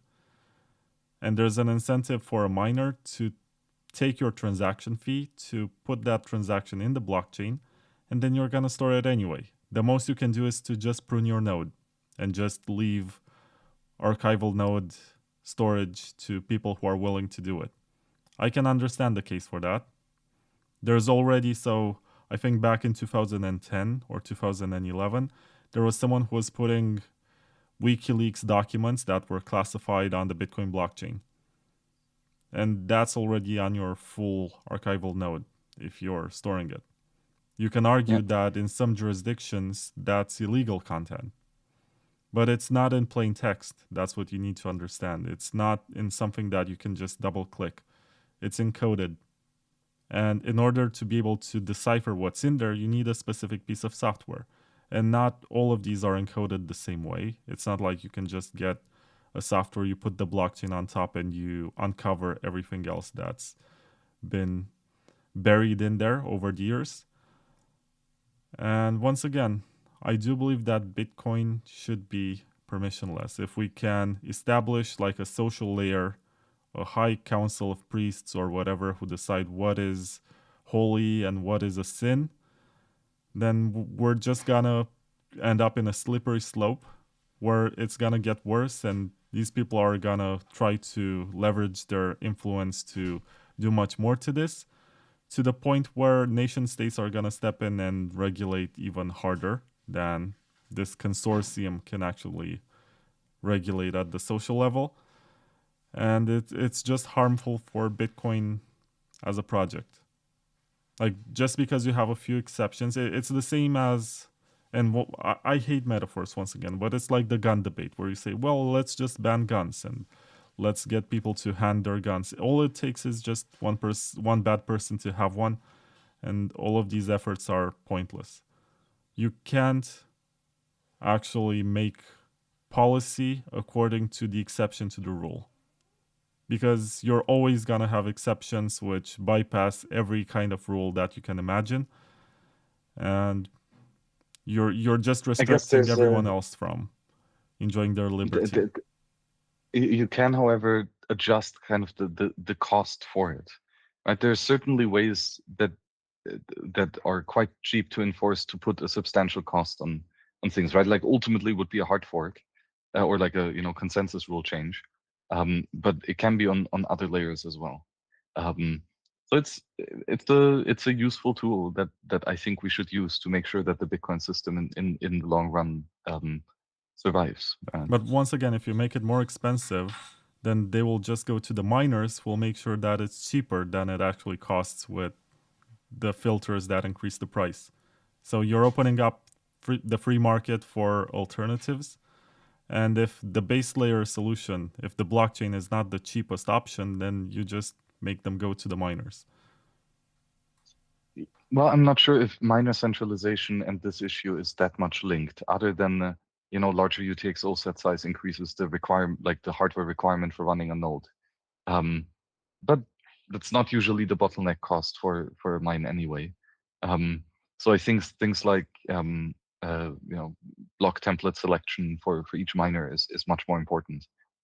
Or be that Datum or a Stratum V2, but also things like Braid Pool, for example, right? There's new, much more decentralized pooling solutions, or like what is it called? Hashcash? No, not Hashcash. eHash, yeah, like this Bitcoin mining pool that pays out with eCash tokens, etc. There's quite a lot of innovation on decreasing certain trust assumptions with a pool operator, and that will do much more for the decentralization of Bitcoin mining than I think any transactional policy would. And so I think the issue here is, again, that Bitcoin is so complex and so multifaceted that it's difficult to consider all of the aspects in any one of these debates. There's just a lot of nuance here. I just think that censorship in general is a slippery slope that ends up to much worse policy. And the situation that we have is honestly not that bad. And people are stubborn about upgrading their 4 gigabyte of RAM Raspberry Pis. I don't know. Yeah, I'm not one gonna point comment on it. also, I I just guess, want to is say that this is a roadblock. I see this as a distraction from what Bitcoin actually needs. We still don't have a lot of stuff which can be enabled with the great script restoration or upcat or upctv, basically anything at this point. I don't even care anymore. Just let the builders create stuff that's useful as opposed to trying to police what is nice and what is not. yeah, would be nice, right? But it's hard. And also, like, we have to consider that there's actual like malicious participations, or participators in this, right? So, um, it's difficult to come to consensus with such a large group, especially when there are adversaries among us. Um, so I don't know. I guess it's just patience and keep building, and then things will probably be fine. Yeah, and I also suspect that a lot of the class of 2021 was educated by the school of Michael Saylor and Bitcoin University and all of these channels that basically are not technical. They are dogmatic in the way that they approach Bitcoin, but they're not technically right. So when there's something that technically challenges their worldview and the way in which they understand what Bitcoin is, they end up being in alert and feeling confused, and they see this as some sort of attack. And instead of rationalizing it in technical terms and saying, well, this is the way in which a permissionless global computer network actually functions, and you're going to have this whether you like it or not, they try to ensure that they basically play the politics game, and they create a hierarchy of what is right and what is virtuous and what is horrible, which is ridiculous because you can't really enforce it. Bitcoin was built with this kind of censorship resistance in mind, and the more you try to filter out stuff, I guess the more you incentivize another type of market to emerge. And I honestly think it's better to see from the mempool what's gonna be in the next Bitcoin blocks than to push users to try to find workarounds to go to a pool that maybe mines 2 or 3 blocks per day, and that's good enough for them because they're not in a hurry. Yeah, and I think the ultimate goal here would be to have policy and consensus be be aligned, right? Be the same. Um, the thing is, we introduced policy such, or because consensus rules were too permissive and would cause Bitcoin nodes to crash. That was the original idea of it. And now with further just improvement in the architecture of Bitcoin, etc., some of these are no longer as required. So the question is, do we like loosen the consensus rules, or do we tighten them, or do we tighten, like, do we give away some restrictions, or add more? Um, and that's more of an interesting debate, right? Like, in which ways should we eventually adjust such that consensus in policy is the same, right? And since changing consensus is quite hard, um, there's a big amount of evidence that had to be brought forward, proving that this is a good idea. As someone who sometimes likes to call himself a libertarian, I don't like telling other people what they should do with their money. And I'm not gonna tell them, well, you should not draw on your dollar bill or whatever. Or you should not build origami out of your €100 bill. It's the way you conduct business, and it's consensual at the same time. So if you accept something, it means you understand But the trade offs. But enforcing unfortunately, with filters, with with this with this mindset, like, you just can't be a protocol designer, right? Because that's by definition what protocol designers do. And so if we're talking about how should the protocol be designed, then we do have to mess with how people are allowed to use or not use the system. This makes Bitcoin inherently a human affair, or any protocol, right? And it's difficult. yeah, but you can agree with the fact that all quote unquote non monetary use cases for Bitcoin are monetary because they pay a fee. And it's just base units, Satoshis represented in a certain way to have a different meaning at the social level. So ordinals or all of these inscriptions, BRC20s, whatever, they are just Bitcoin units. They're not something else. It's just that they receive a different human meaning, just like colored coins. Yep. And again, if we had a better design for Bitcoin, such that not everyone would have to verify every transaction of everyone else, then we wouldn't even have this argument. And so I hope that in the long run, we'll find a way to change base layer such that these types of arguments become obsolete and we can focus on some new discussions. Yeah, but that's gonna require a hard fork if we're ever gonna transition out of this phase where everyone's validating everything. Yeah, I mean, a lot of things can be done in soft forks, so I guess it depends on the details. But yeah, hard forks also, I think, are not that much of a big deal. Like, or I guess I should say that any fork is a really big deal. Soft forks are just a little bit safer, but only if majority of miners agrees, and that's when soft forks are secure. So you can absolutely have insecure soft forks or evil soft forks that change even fundamental things like the 21 million supply, etc. Yeah, that proposal by Peter Todd is actually for a soft fork, and you can do Demirage or tail emission using that. And I hope we don't go there. I think honestly that's just an exercise in showing what's basically the looming threat that the miners can activate if we don't find use cases for Bitcoin so that the miners get paid. Yeah, it's definitely interesting to consider. And I'm curious what type of similar attacks or such come out of Nostr in the longer term future. Because I'm sure that a lot of the design decisions are quite controversial and can be done in other ways that might be better. So I'm very curious to see how the Nostr consensus layer will and governance layer, I guess, will evolve differently or similarly to Bitcoin. Max, where can people follow you these days? I know you're not on Twitter anymore, and you're on Nostr, you're on GitHub, and basically, how can people keep up with what you're building with the white noise protocol and the Marmot one, and basically keep up with the latest versions of these applications? Yeah, I'm personally only on Nostr. So find me at max@towardsliberty.com. And yeah, you'll find white noise in your Nostr or Twitter as well. So just subscribe there to get notified of changes. And try out white noise. It's a cool app.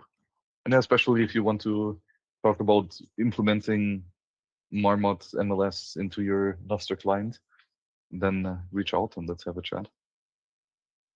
Tom Dwyer said, "Thanks for the mud wrestle. It was beautiful." Heart emoji. Well, thank you for listening, Tom. This was definitely interesting and challenging at the same time.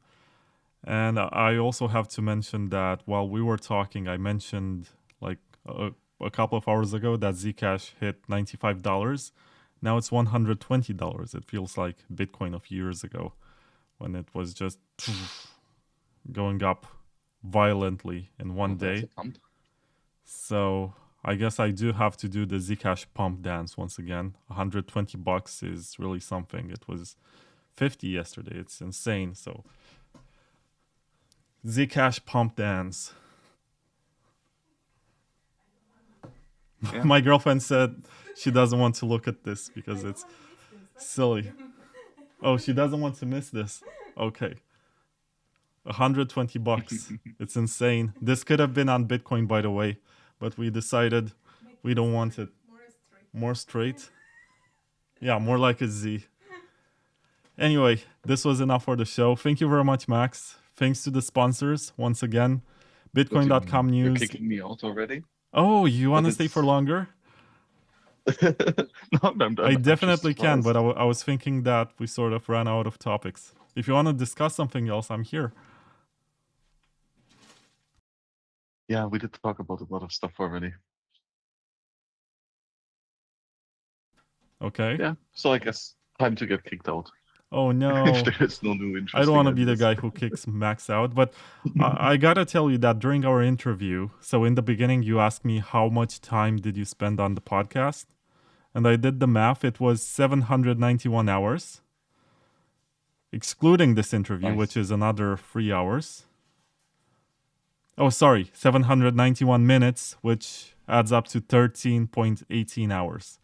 So if we add the 3 hours that you spent, it's gonna be 16 hours in total that you spent talking or participating in the Bitcoin Takeover podcast, because you were also part of a couple of duos, one with the CEO of ShopInBit and also with Rockstar Dev. And there was another one which was a lot of fun from 2020 during the pandemic at Parallelly Police, which nowadays isn't called that anymore.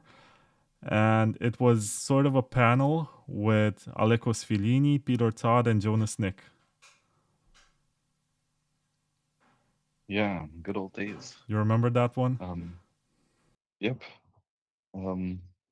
No, it's nice, and I really like these long form podcasts that also stick around for the long term, because you see nice progression of the projects and the people. So it's really good that you're doing it. So thanks for all the hours of hanging out with me.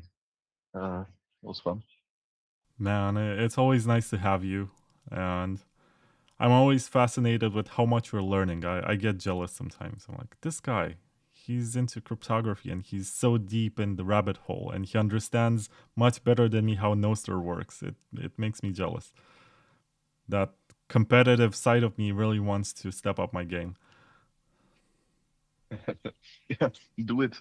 Nostr needs you. Mm. Yeah, but the cool thing is like if you would ask me on the details, I don't know anything about the cryptography, right? Like, you don't really need to know details of programming or mathematics to get the gist of this. Yeah, I'm quite happy in this kind of medium place where I'm not really a developer or cryptographer or anything like that, but I know roughly how the building blocks work, and then you can do cool stuff with that. That already is super interesting. It's a cool hobby to learn more there, and it's a very deep rabbit hole. So you're not going to run out of interesting questions to ask or tools to explore, which is really fun. Also, want to say that we had more than 1,000 views on Twitter during this live stream. And I know that you're not there anymore, so it happened without the support of your tweets from your account, which right now maybe, I guess, doesn't exist anymore. And on YouTube, maybe we had like 100. It's gonna grow over the days when people find the time to watch. Yeah, I never watch live streams. And I'll I'm like a timestamp this 3x speed also. uh, type of guy. It needs to be much faster than just two people talking in regular speed. That's too boring. 3x. You can actually process information at 3x. Yeah. Um, it's like I was surprised of how much of a like skill this actually is and how much you can expand it. Like, I started at just 1.2 or something, and that felt I do crazy fast. 1.5 to 2, depending on how fast the people are talking. Yeah, it's a shame that most applications limit it to 1.5 or 2, because you can actually get a lot out of 3x as well. Like, sure, it takes some training, but it works. And it's crazy. Like you actually save like days, months of your life, um, just by speeding up your content accumulation. Um, so definitely encourage people to try that out. Do the voices sound funny like chipmunks or something when they're at 3x? Um, they definitely sound different, but it's not like you don't change the pitch or anything. I think at least. Maybe they do. But yeah, it's you get used to it. That's in part why I don't like any live shows, because people sound so different and I'm used to them. Anything else that you want to share, Max?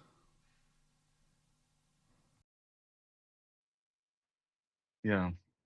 Let's see. There is an interesting new protocol for making recurring payments on the blockchain, which is really interesting with an interesting design trade-off that um, so the sender of the money, he commits upfront to, hey, I want to make 10 payments once a month to this receiver of this Bitcoin amount.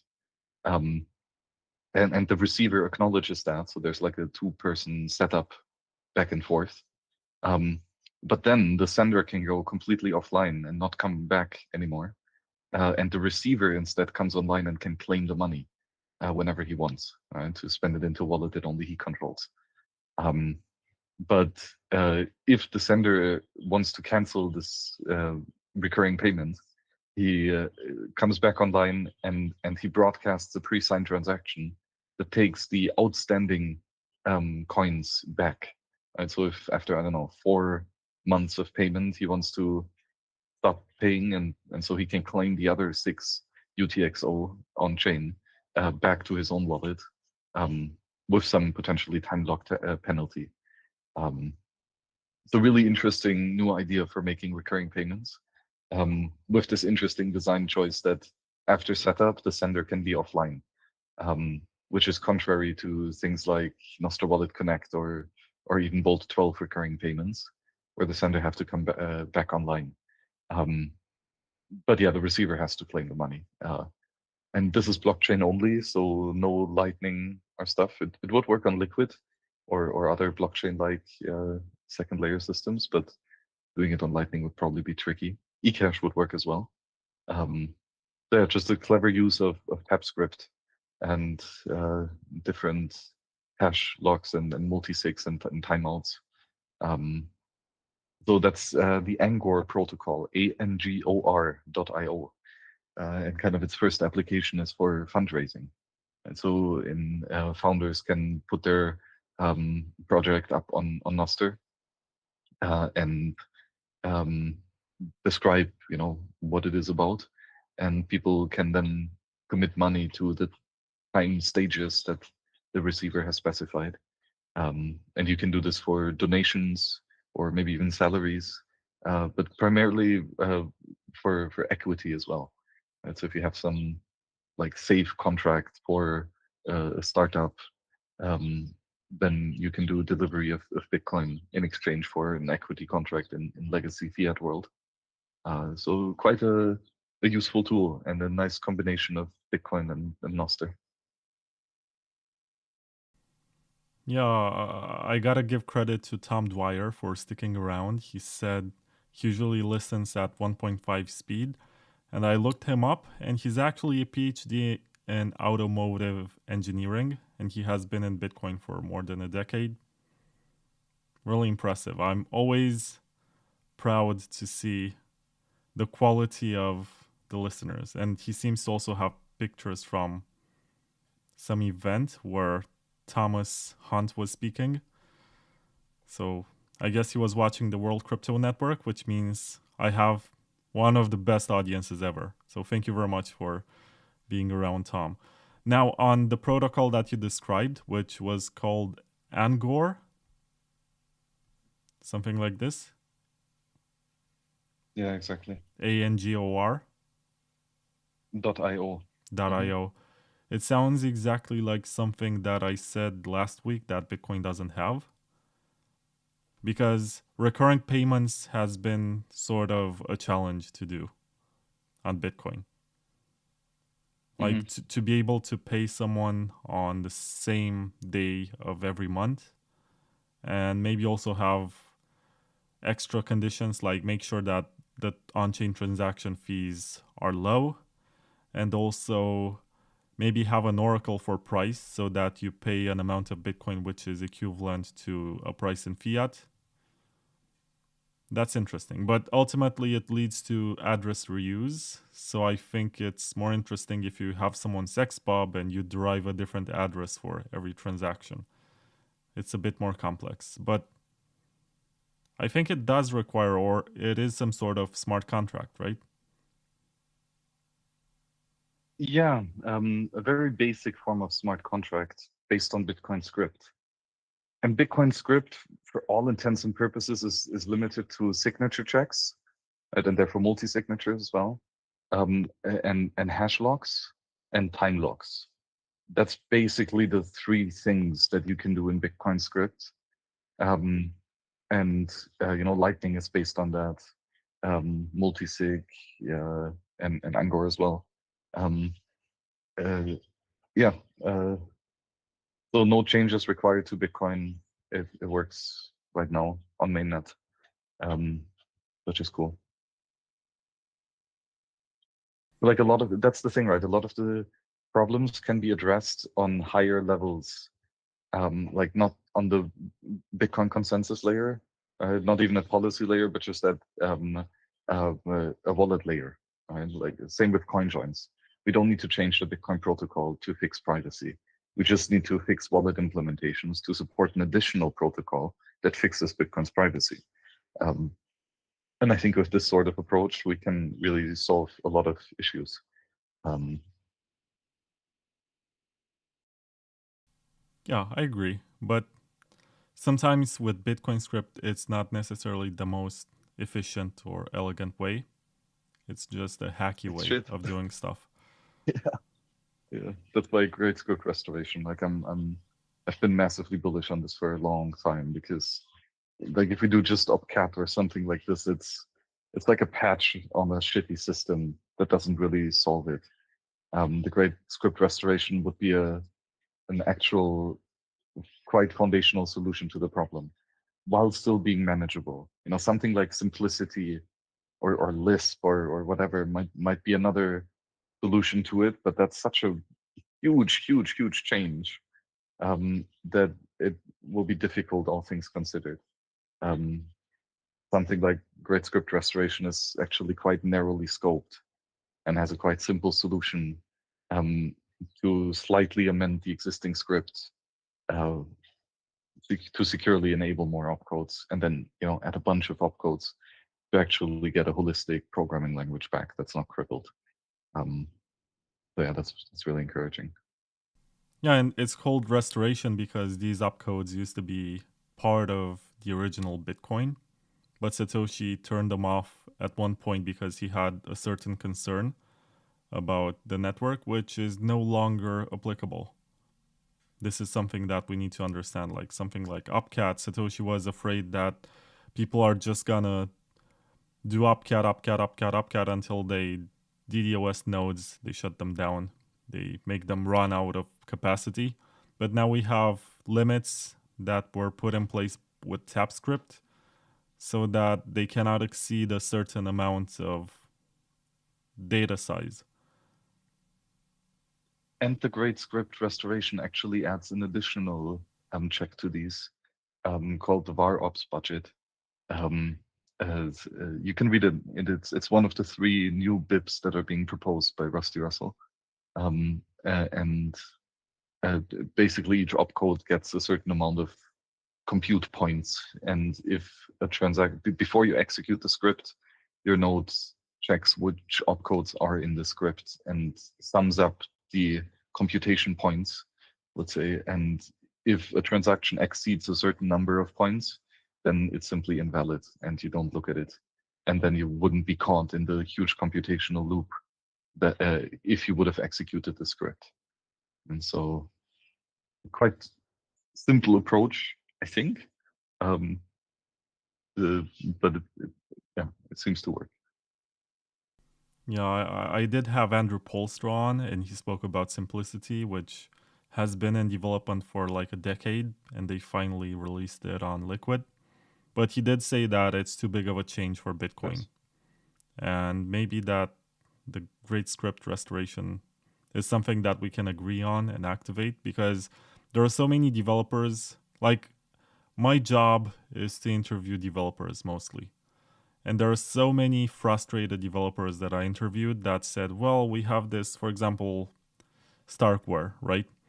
They have some very cool cryptographic protocols that actually can build interesting stuff for Bitcoin, like instant node Yeah. synchronization with ZK proofs or And And you can argue that they have quite basic requests.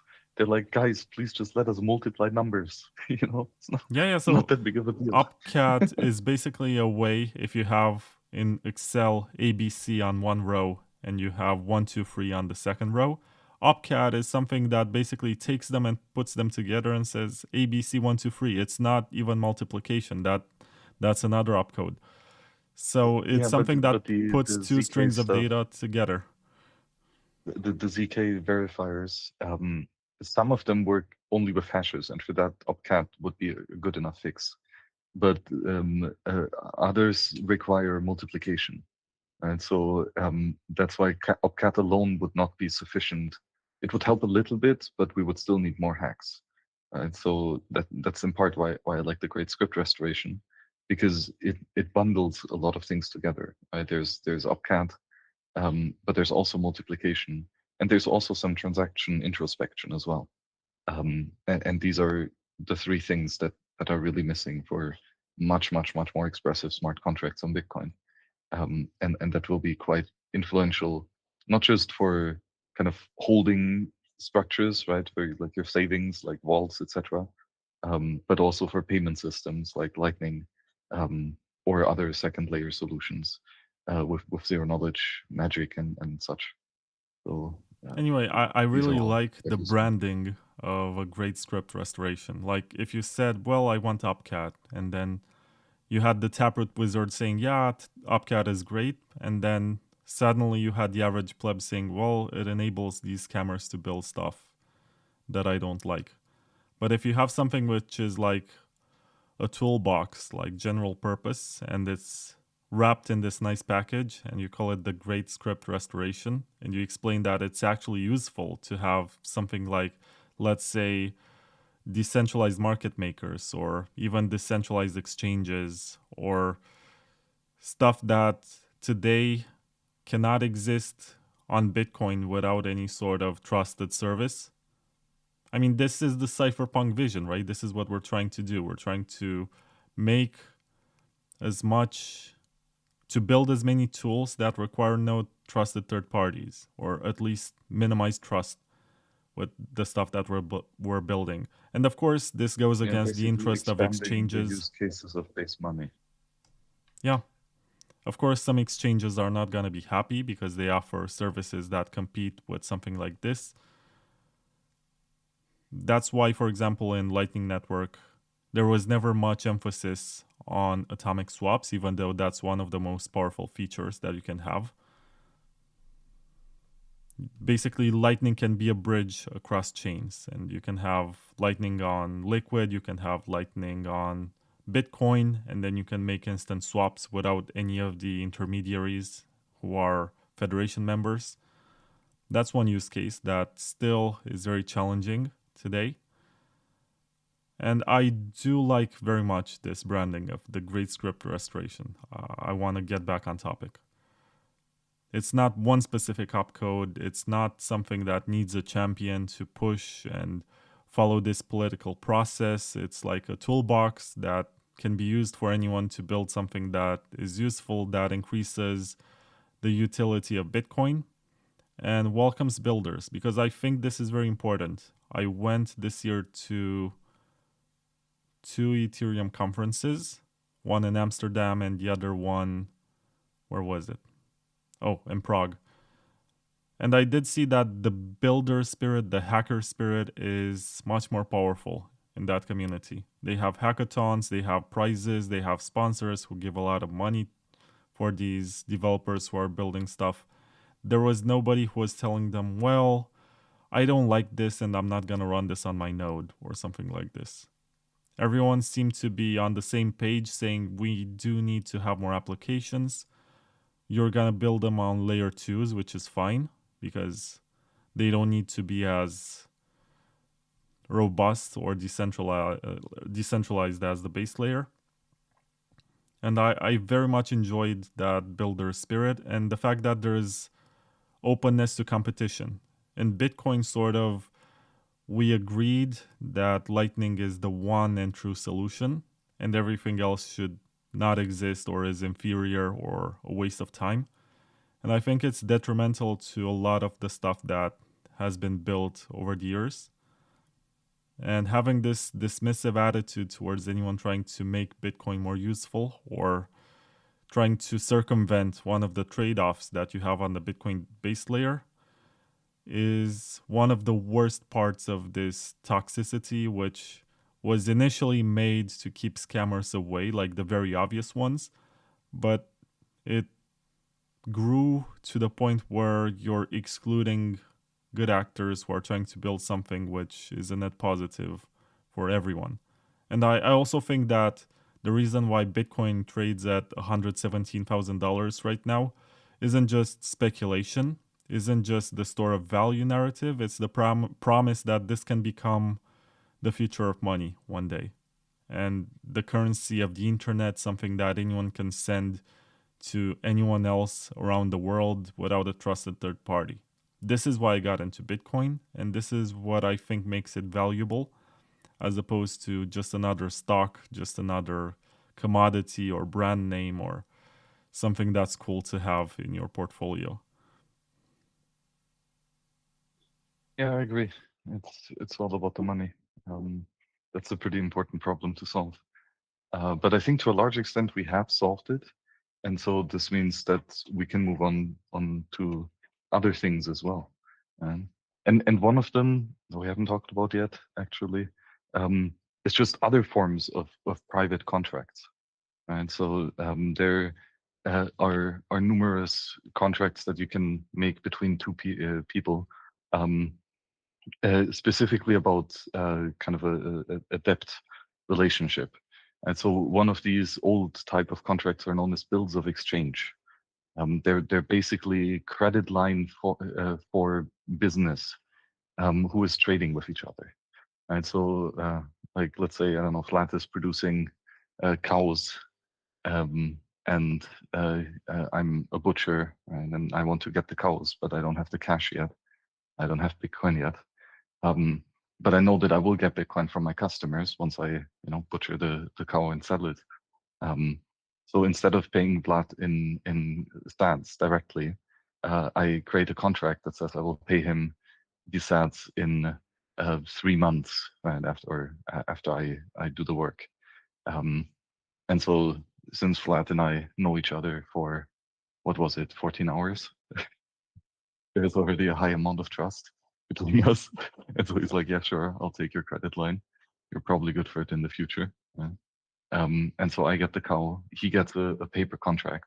And I butcher it, right? And so on, and sell it to my customers. So I start to make some cents. But in the meantime, he actually, I don't know, needs another tractor for the farm. And so there's a tractor producer who sells the tractor, and he's like, hey, I can also pay you in this contract, because this contract will be, paid for sats in 2 months time or whatever. And so the tractor producer checks if he thinks that I'm trustworthy or creditworthy, right? If I will pay back, or if Flat is going to pay back if I don't. And if he accepts this risk, right, he can accept this credit or this contract in exchange for the tractor or whatever other product Flat is buying. And so this is a transferable contract for future payment to the person who is at the tip of this contract chain, basically. So very old type of business contract, economically quite sound. It's like peer-to-peer credit line without a bank, basically, and works locally. Is great to bootstrap an economy, actually, for more deeper production stages than just, I don't know, selling T-shirts or something. But like, this is how actual machinery, etc., gets financed often. And this is also possible to express via cryptography. So you don't need to have a paper contract for this anymore. In international courts, they all accept electronic signatures now. So we can use specifically Nostr and to create this contract with the parameters and sign it off with our cryptographic keys, and therefore have a proof of acceptance of this contract, right? With a key that might have web of trust on it and other reputation, and and also it allows us to transfer the contract to others, and so there's a full software, etc., written for this now already, that uses Bitcoin as the unit of account for this bill of exchange contract, in a wallet that transfers ownership of this to others. And yeah, really interesting system. Well, you basically described credit and leverage in two There's a little different bit of a nuance instances. here, because what we usually think of as credit is you go to the bank, right, and you walk out of the bank after signing a contract. You walk out with a bag of cash, right? So this is different, right? You in this example, I don't walk out with a bag of cash. I walk out with a cow, and so there is a good being transferred. It's not just money being created and given to someone. Um, it's just basically a legal structure for a delayed payment for a good or service, ultimately. And so this is just like, hey, bro, I'll pay you in 3 months. But it's a bit more structured and legally enforceable if you have a certain like, form to it. Right, but you do need to put up some collateral or something because in the event that you don't pay, someone has to. Yeah, in this system there is no collateral, right? So this also makes it quite unique. It's not that you have Bitcoin as collateral, as we earlier talked about. Here, this is an uncollateralized loan, ultimately, or like not ultimately, but like roughly saying. Um, so this means that if I, I don't know, I don't end up selling the cut meat and it goes bad, and I haven't made any money, and I know I don't have cash to pay you, then you can take me to court, and a judge will look at the contract and say, yes, you signed this contract, and you now have to give him, I don't know, sell your car and give him the cash, right? Um, so this is where the legacy system comes in, because it is a proper contract, right? And these are enforceable in courts, etc. Um, and the interesting thing is, if the contract was passed on, um, like let's say Flat gave the contract to the tractor producer, and now I don't pay the tractor producer, then the tractor producer can either take me to court and try to get the money back, but he also can go and take Vlad to court, because Vlad is part of the liability chain, because he did receive that contract early on, and when he passed it over, it was under the like legal assumption that in the case of the default of the original payer, he will be liable for that payment, and so you would have to give him the sats if you have them. Um, but then you can turn around and take me to court and get the stuff back. But so this basically means if you are offered a bill of exchange that has been signed and accepted by 20 different people, um, the likelihood that you will get your money back is quite high, um, especially if you know these people and their actual businesses with cash flows, etc. This is a very easily enforceable contract. Um, so there's some protections here, but it's not a cash reserve in Bitcoin. Yeah, I understand that. It sounds like early 20th century or even 19th century finance in the way in which farmers were dealing with sometimes bankers, sometimes just people providing them a service because farmers they reap their crops that basically they have a specific time of the month which is usually September when they collect everything and they sell and it's the end of the agriculture year and then they start over the next year. So they do need to have some sort of line of credit or ability to feed themselves and be able to afford all the seeds and everything else that they need to make agriculture for another year. And I Yeah, think it exactly. still works like this to people who basically lend their crops of land to farmers, and they don't take payments until the farmers make money. And they have sort of a verbal or legal agreement in which they get paid a certain amount per year, but that amount only gets paid after the end of the agriculture cycle. Exactly. It's a very common contract in like real industry business, like raw materials or farming or machinery, like something with deeper production stages. This is not really something that end users are facing with. You know, this is more for larger companies, and they used to handle a massive amount of value. You know, like millions of dollars worth of contract size. Is quite common here for international trade, etc. So yeah, this is quite a standardized international contract with like international conventions, etc. That's standardize it.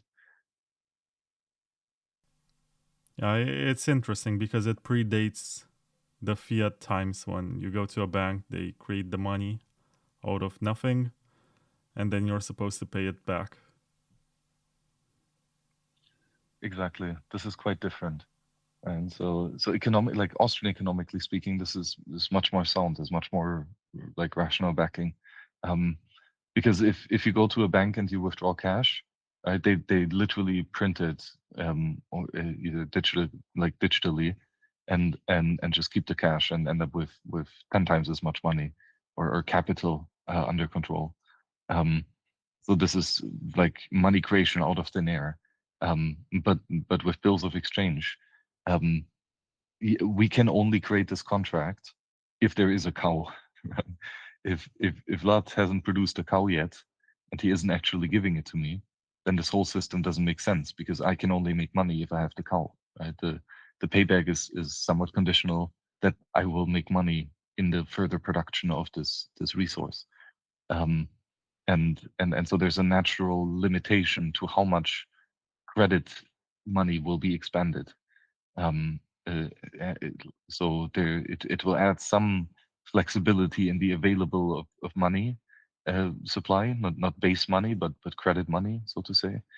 Um, and but that is still limited to the actual productivity of the people who are trading actual resources for these credit instruments. Have you gotten into farming, Max? Like, you sound as if you're really into cows and agriculture. I mean, uh, like occasionally, not substantially though. Um, yeah, I travel too much for actually having a proper farm, but being in nature is always good. I was thinking that this is the reason why you moved to South America. To get into farming, live like in the good old days. Have you learned any Spanish? Yeah, sure. Um, Thankfully, Spanish is quite easy to pick up. Um, Muy like bueno. other language, yeah. I don't know, like Asian languages are way more alien than like the switch from German or English to Spanish. It's all quite similar in its structure. Yeah, logical structure and some words that come from Latin and exist in English also. I'm not sure about German, how many Latin words you have. Quite a lot, I'd say. But I'm no language expert. So, what else do you want to talk about, Max?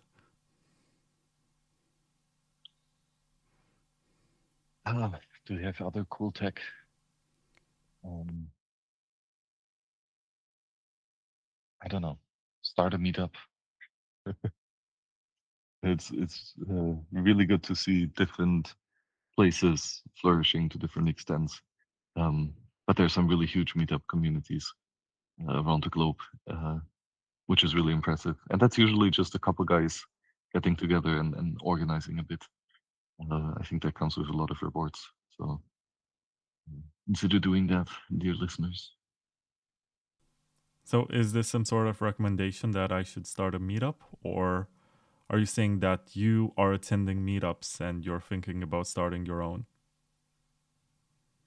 Well, if kind of if I should like preach what I practice, then it's that you should trick other people into starting a meetup because it's hell of a lot of work. So if other people do it, that's better. Um, but yeah, no, it's good to make sure that there is some actual physical connection with people to Yeah, meet people, get new ideas, and make something happen. I think about this a lot sometimes, but then again, there are some trade offs. Like, I very much enjoy walking down the street being a complete stranger and stuff like this. I don't want people to point to me and say, that's the Bitcoin guy. Yeah, that's true. Wear a mask. um, mm. no, but I mean, it uh, like you can still be quite private even though you go to these meetups, right? You don't have to be on stage or anything. Um, and actually coming in a different outfit or like hairstyle or wearing a hat and sunglasses actually makes quite a substantial difference. Um, and since we're all kind of weirdos in Bitcoin, probably nobody will really care if you come a bit obscured. Also, I would have to adjust my whole way of thinking because for me, Bitcoin is an English activity, right? And if I have to translate into my mother tongue, it's difficult to process or even come up with the right words to describe. Like, I do have to do a lot of Yeah, thinking just to translate in a way that actually makes sense because it's easy to speak in English, but it doesn't mean that the other people will understand. And you have to have the right way to approach it. yeah, but that just means that you haven't gone to enough Romanian Bitcoin meetups because then you would learn quickly. They just use the English terms, and I think that it basically keeps away a lot of people. It's intimidating. Yeah, that definitely makes sense to localize as much as possible. Um, both for like meetups and software as well. Having translations is quite important. I did translate a book, and it was an interesting experience to work with one of the largest publishers in my country and to see how they expect stuff. Like, I've learned a lot just from looking at their edits and stuff like this. I understand much better how they operate, but it was a lot of work with no actual benefit. Like, I have no social benefit from it. Nobody knows who I am in my country. And also, I never got paid for it because they wanted to pay me like a very small amount, not even enough to cover monthly rent. And I was like, this is really insulting. If this is what you pay your writers, please take this amount and pay it to the next guy so he can actually eat. And I offered to volunteer for it. Yeah, the crazy things Bitcoiners do. Yeah, but I would not do it again. If I do it again, I want actual percentage of sales, even if it's not a lot. Just to feel like I have some skin in the game, because it felt like 3 months of work, and then I don't care too much about the project. They published it. I was excited. We had a stupid launch on a Zoom call because it was during the pandemic. It was the most disappointing moment, right? Because you imagine, okay, I'm an author right now. I'm published by this publishing house. They have all of these libraries around the country, bookstores. And then instead of inviting you to a bookstore, you're supposed to sit in your room, the same room where I worked on the translation, and say, hi, I'm the guy who did the translation and answer to questions. It was really weird. Yeah, Like there was no sense of gratification from it. Yeah, that's often the case. Mm. Of you work hard on it, and then the thing happens, and it's just a thing, and you continue doing your stuff. What podcasts do you listen to, Max? You said you listen on free XP. That means you have some extra time to listen to some more, right? Exactly. Um, yeah, the Bitcoin Takeover podcast. Have you heard of that one? Quite good. I hear that the guy is sort of an asshole who has opinions on everything, and he's not pure enough, you know, he's sort of a shitcoiner. But Yeah. otherwise, nice guy. Uptech podcast is really good too. Um, like the weekly Uptech newsletter already is great. Actually, there's a podcast that does text to speech for the newsletter, and just as a like robot reading of the text itself, and then the Uptech crew comes together once a week for human conversation with the people involved in those subjects. So that's always very interesting to learn more. Um, what else? Daniel Prince, Once Bitten, interesting channel. Um, I really like what Danny Knowles did with what Bitcoin did. Um, so there are it's good that there are some good conversations there again. Um, yeah, I rarely listen to everything of any single podcast, just the good bits and pieces. Um, plus a bunch of others. I mean, it's a long list. Do you only listen to podcasts about Bitcoin, or do you explore other topics too?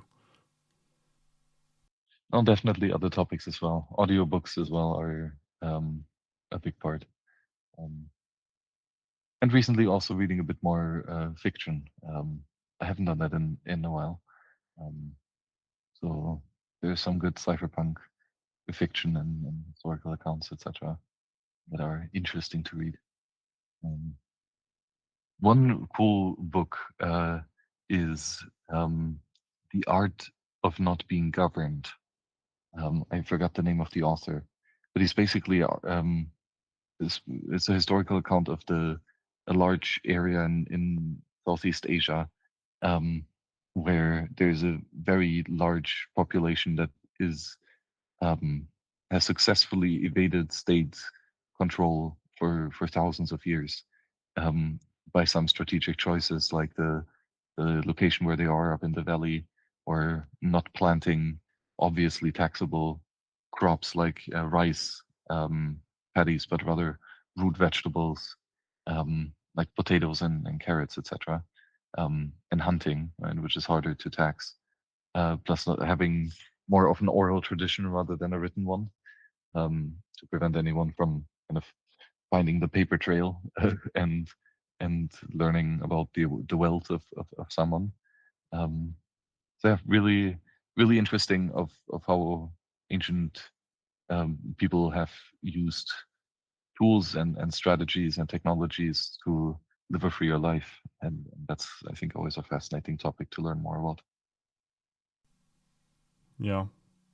I do remember you had a very cool podcast, joined the Wasabi cause. And of course, this was after World Crypto Network, with which you were affiliated for a while. And I was always jealous because you were getting such good guests and developers I couldn't talk to at the time. I was like, oh man, this guy's so good. Yeah, that's the best part about the podcast, right? You get to talk to cool people. Um, because like if as a regular pleb, not even a podcaster, as someone like that, when you talk to like an interesting person who is somewhat famous online, and you're like, hey, I want to talk to you for like 2 hours, just by myself, like in a cafe or whatever, right? You wanna have a talk? Like, no, go away. But if you say, hey, I'm from a podcast and I'd like to invite you to the show to present your ideas to my guests, then all of a sudden people are like, yeah, sure, let's do it. So have a really easy excuse to talk to really interesting people. Even if your audience is like 10 people listening, right? But you at least have a great conversation with someone. I do like to think that this is very good practice for presenting your ideas later on, maybe to an investor, maybe to some TV station or somewhere where maybe that your time is more limited. And after you spend a lot of time explaining something, and you do it lot of times on different shows or with different people, you become much better and more efficient at doing it. So I think there's a selfishness that goes both ways with podcasts. You, as the host, have the benefit that you get ideas from people, and sometimes they spend thousands of hours thinking and researching the stuff that you get in a couple of hours, which is amazing, really. Like, it's incredible how much good information you can get. And from the perspective of the guests, there's also this benefit that they get to practice their pitch and they get to understand it's a survey, so they can see if their discourse works with an audience and if there's any clear result if they say they're the CEO of something or the marketing person of something and they're selling a product, and then after they make some appearances they can measure to see if there's any impact on this or what kind of messaging works. So I think it's a good exchange. Of course, if it's one-on-one, you have to be a very important person to actually score that kind of interaction with someone. But once again, in this space, something that this took me a long time to realize. I think it's not just this space in particular, but there are a lot of guys who are relatively wealthy and they don't have like big accounts or whatever. But my point is that it doesn't matter how many listeners or views or whatever you have. It's all about who they are. Like, if you are religious or something, you can go back to Jesus Christ and say, he only had 12 followers and they are some of the best followers he could have, and they preached his word and it became into this huge religion. But even in the case of podcasts, which are not as powerful as organized religion, it's important to have good followers. And the kind of person that you are will attract or turn away a lot of people. Like, there are people who they tune into your show one time and they see what kind of person you are and what kind of stuff you talk about. And maybe that they're not going to find it interesting. And they will say, well, screw this guy. He's an asshole. He talks about shitcoins or whatever. But by choosing to talk about a topic or not talking about another one, and the words that you choose to describe something are going to attract a certain kind of people. And you're the one really who builds an audience. And I also, there's this culture in Bitcoin which is live by the sword, die by the sword. They do like to slay their heroes and say, well, this guy is great, but now I disagree with him and therefore let's destroy his reputation. I try to stay away from that. I try to not vilify anyone. I try to not judge anyone too harshly. I believe in free will and free markets and everyone can do whatever they want. And there are consequences all the time, but I'm not the one who should apply them. I'm not a judge or something. But I do believe that if you act in a certain way, you're going to attract people just like yourself, and then you're going to end up having a very cool audience and very smart people listening to you.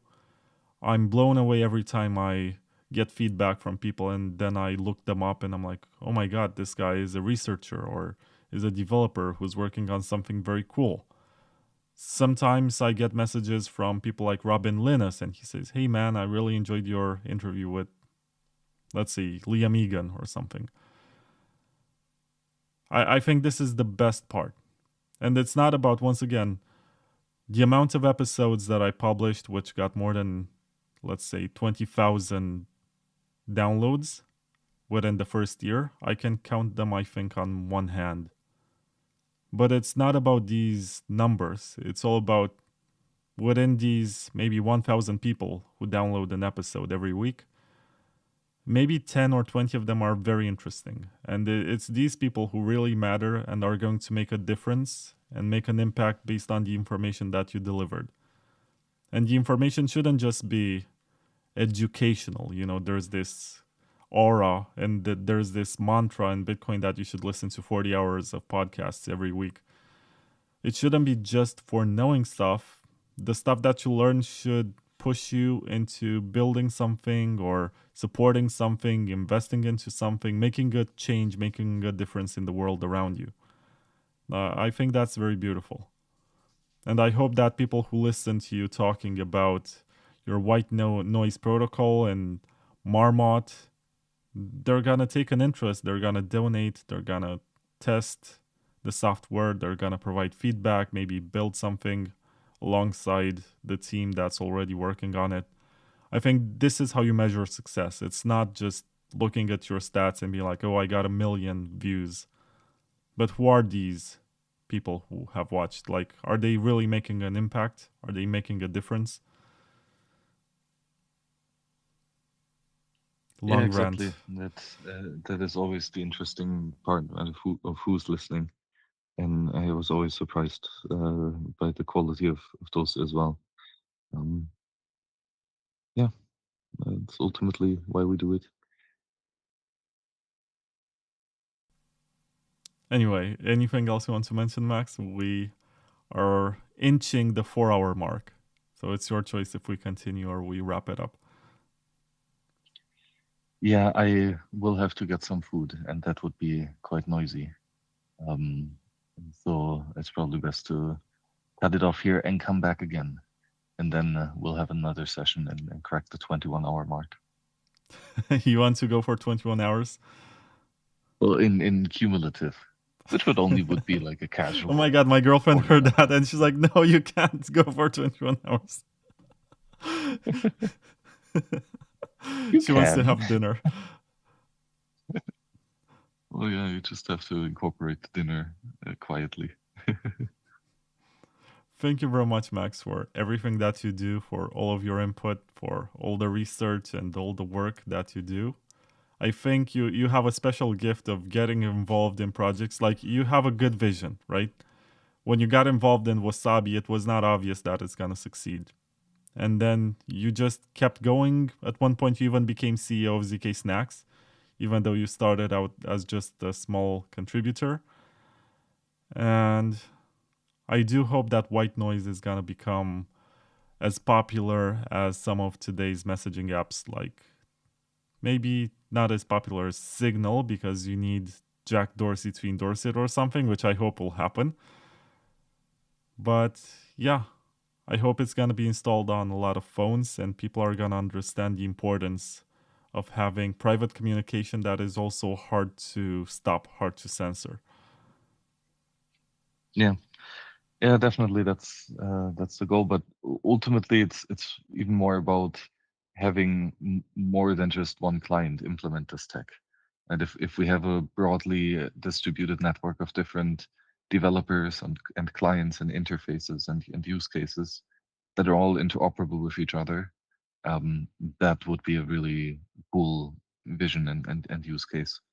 Because I think that's just a superpower of the existing Nostr stack. And to get the similar experience for the private part of it, um, that is important. So yeah, I hope we can get there. But that's what the protocol, etc., is for. So yeah, Marmot protocol and the MDK, Marmot Development Kit, .org, yeah, or mdk.build. That will lead you to the GitHub repos. And check out whitenoise.chat. Um, and if you like it, tell your friends, use it, tell us how to make it better. Um, and build your own stuff. Don't just listen to podcasts. Also get some other stuff done. We need more freedom tech builders for sure. Yeah, and now with vibe coding, all it takes is one good idea. Of course, if you're trying to build something that was never built before, it's going to be more challenging. and you're gonna need a software engineer. And engineering should not be understated. Like, you should have the best way to accomplish something, not just a way. But sometimes it's enough just to put something out there and have a proof of concept, and people will think it's cool. And then if it's open source, they will contribute. If it's not open source, you'll have to pay them to contribute. But my point is that all it takes is one good idea and a good way to describe it, because that's also important. If you just say, well, I want private communication. Well, what kind of private communication? Well, text communication. Fine. Do you want it to be an application? Do you want it to be like a website or whatever? There are lots of steps that you have to go, and you also have to define what is going to stay private. Like, is it the messages? Is it the metadata? Is it the IP addresses, which once again is part of the metadata? And what are you going to optimize for? Do you want to optimize for fast communication, or do you want to optimize for maximum privacy? For example, like, what's it called? The Nym VPN, which can use a normal VPN connection that uses WireGuard, or can go for the Mixnet, which is slower but more private. And there are Yeah, and lots of... Mixnets were actually designed for delivering emails, right? So it's quite similar for the chat messaging use case. And it should work very good, actually. Good thing is also that Nym is nicely developed in Rust and with a good library that we could integrate it natively. Because it's white noise will be quite similar to Wasabi in the sense of core management or network level identity management. It's quite important if you want to make sure that nobody knows that you're in these two groups at the same time, then using different network level identities to request the WebSocket with the group ID in the search query with a new Tor identity or Nym Mixnet path. And that requires some fine-grained control of the anonymity network provider by the application itself. So yeah, we did it with Tor and Wasabi, and we'll probably do it also with Tor in white noise. But Nym is also an additional or alternative way of doing it. And of course, it would work outside of the application itself if you run Nym as a VPN. That will work already today out of the box. Okay, Max. Thank you very much for your time and your insights. Good luck with White Noise and Marmot. And to everyone who has been listening to this, follow him on Nostr and check out the GitHub repo for both White Noise and Marmot. And I guess I'll see you in the next session, Max. I'm not sure if you were aiming for the Amir Taki record, which is 7 hours, 20 minutes, but I do appreciate that you stuck around for long. Yeah, we'll definitely crack that at some point. Not today, but it will come. But yeah, Just tell me beforehand so I can eat and be super ready. Exactly. You need to prep for that one. Or just multitask it. Yeah, that's another option. Thank you very much, Okay, Max. Vlad. Was a fun one. See you on the next one. Bye-bye. Bye.